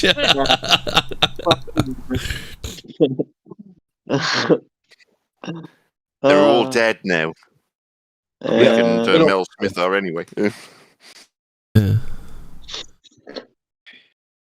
Yeah, so that I'm just having a look at Grady Stiles. It's called ectrodactyly. Is the thing that he had wrong with him? Oh, so he was unable to walk. He sometimes used a wheelchair, but most commonly used his hands and arms for locomotion. He developed substantial upper body strength that, when combined with his bad temper and alcoholism, made him dangerous to others. So apparently killed his daughter's fiance or something. He had kids. Yeah. He had a wife and kids. I think he was shot by his wife, wasn't he? Or was he shot by his daughter? His wife and stepson, I think. Wait, did he pass it on, or is it?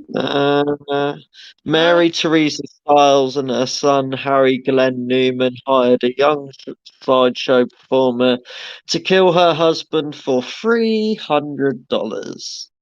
I mean, guys, like, there it is. Like, if Crabman can get a girlfriend, then what's your excuse? A drunken alcoholic lobster boy can get a woman. Yeah. So what happened was so Stiles' son Grady Stiles III disputes the claim that Teresa had him murdered. According to him, his stepmother Teresa and father were arguing. Teresa had said there's something needs to be done. Teresa's son overheard this and went to a neighbour and repeated those words. Shortly after this happened as Stiles smoked a cigarette while watching television on the sofa. The neighbour entered his home with a semi-automatic pistol and shot him in the head twice, killing him. Stiles was hated so much by the local community that only 10 people came to his funeral and nobody volunteered as a pallbearer to carry his coffin. Fuck me, he must have been one toxic fellow, mustn't he?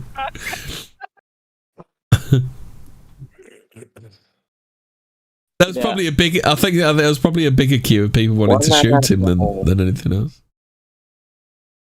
You know. It does sound like it, doesn't it? Yeah. Oh fuck! What a story that is. Well, I mean, isn't that literally Dr. Zoidberg? Like, isn't he like by everyone? Drunken alcoholic wife beating Dr. Zoidberg. Yeah. I'm just thinking about those fucking meat fists of his fucking walloping the story you. Of Dr. Zoidberg. That'd sting a bit, wouldn't it? Having those great big fucking meat lumps hitting you, wouldn't it? He's having a cigarette as well, so how can he hold it? How must have been. How did he light it? Yeah. Like. Yeah. How did he get the top off a bottle? Maybe he's one of those long lighters. He had a giant clipper. That's what it was. Giant clipper. Right, so I think we're all done now, haven't we? We've done a look back at 100 episodes. It's 200 more. Yeah, so that's it. Go away now. We're all done, and stay spooky. Stay spooky. Eat yellow snow.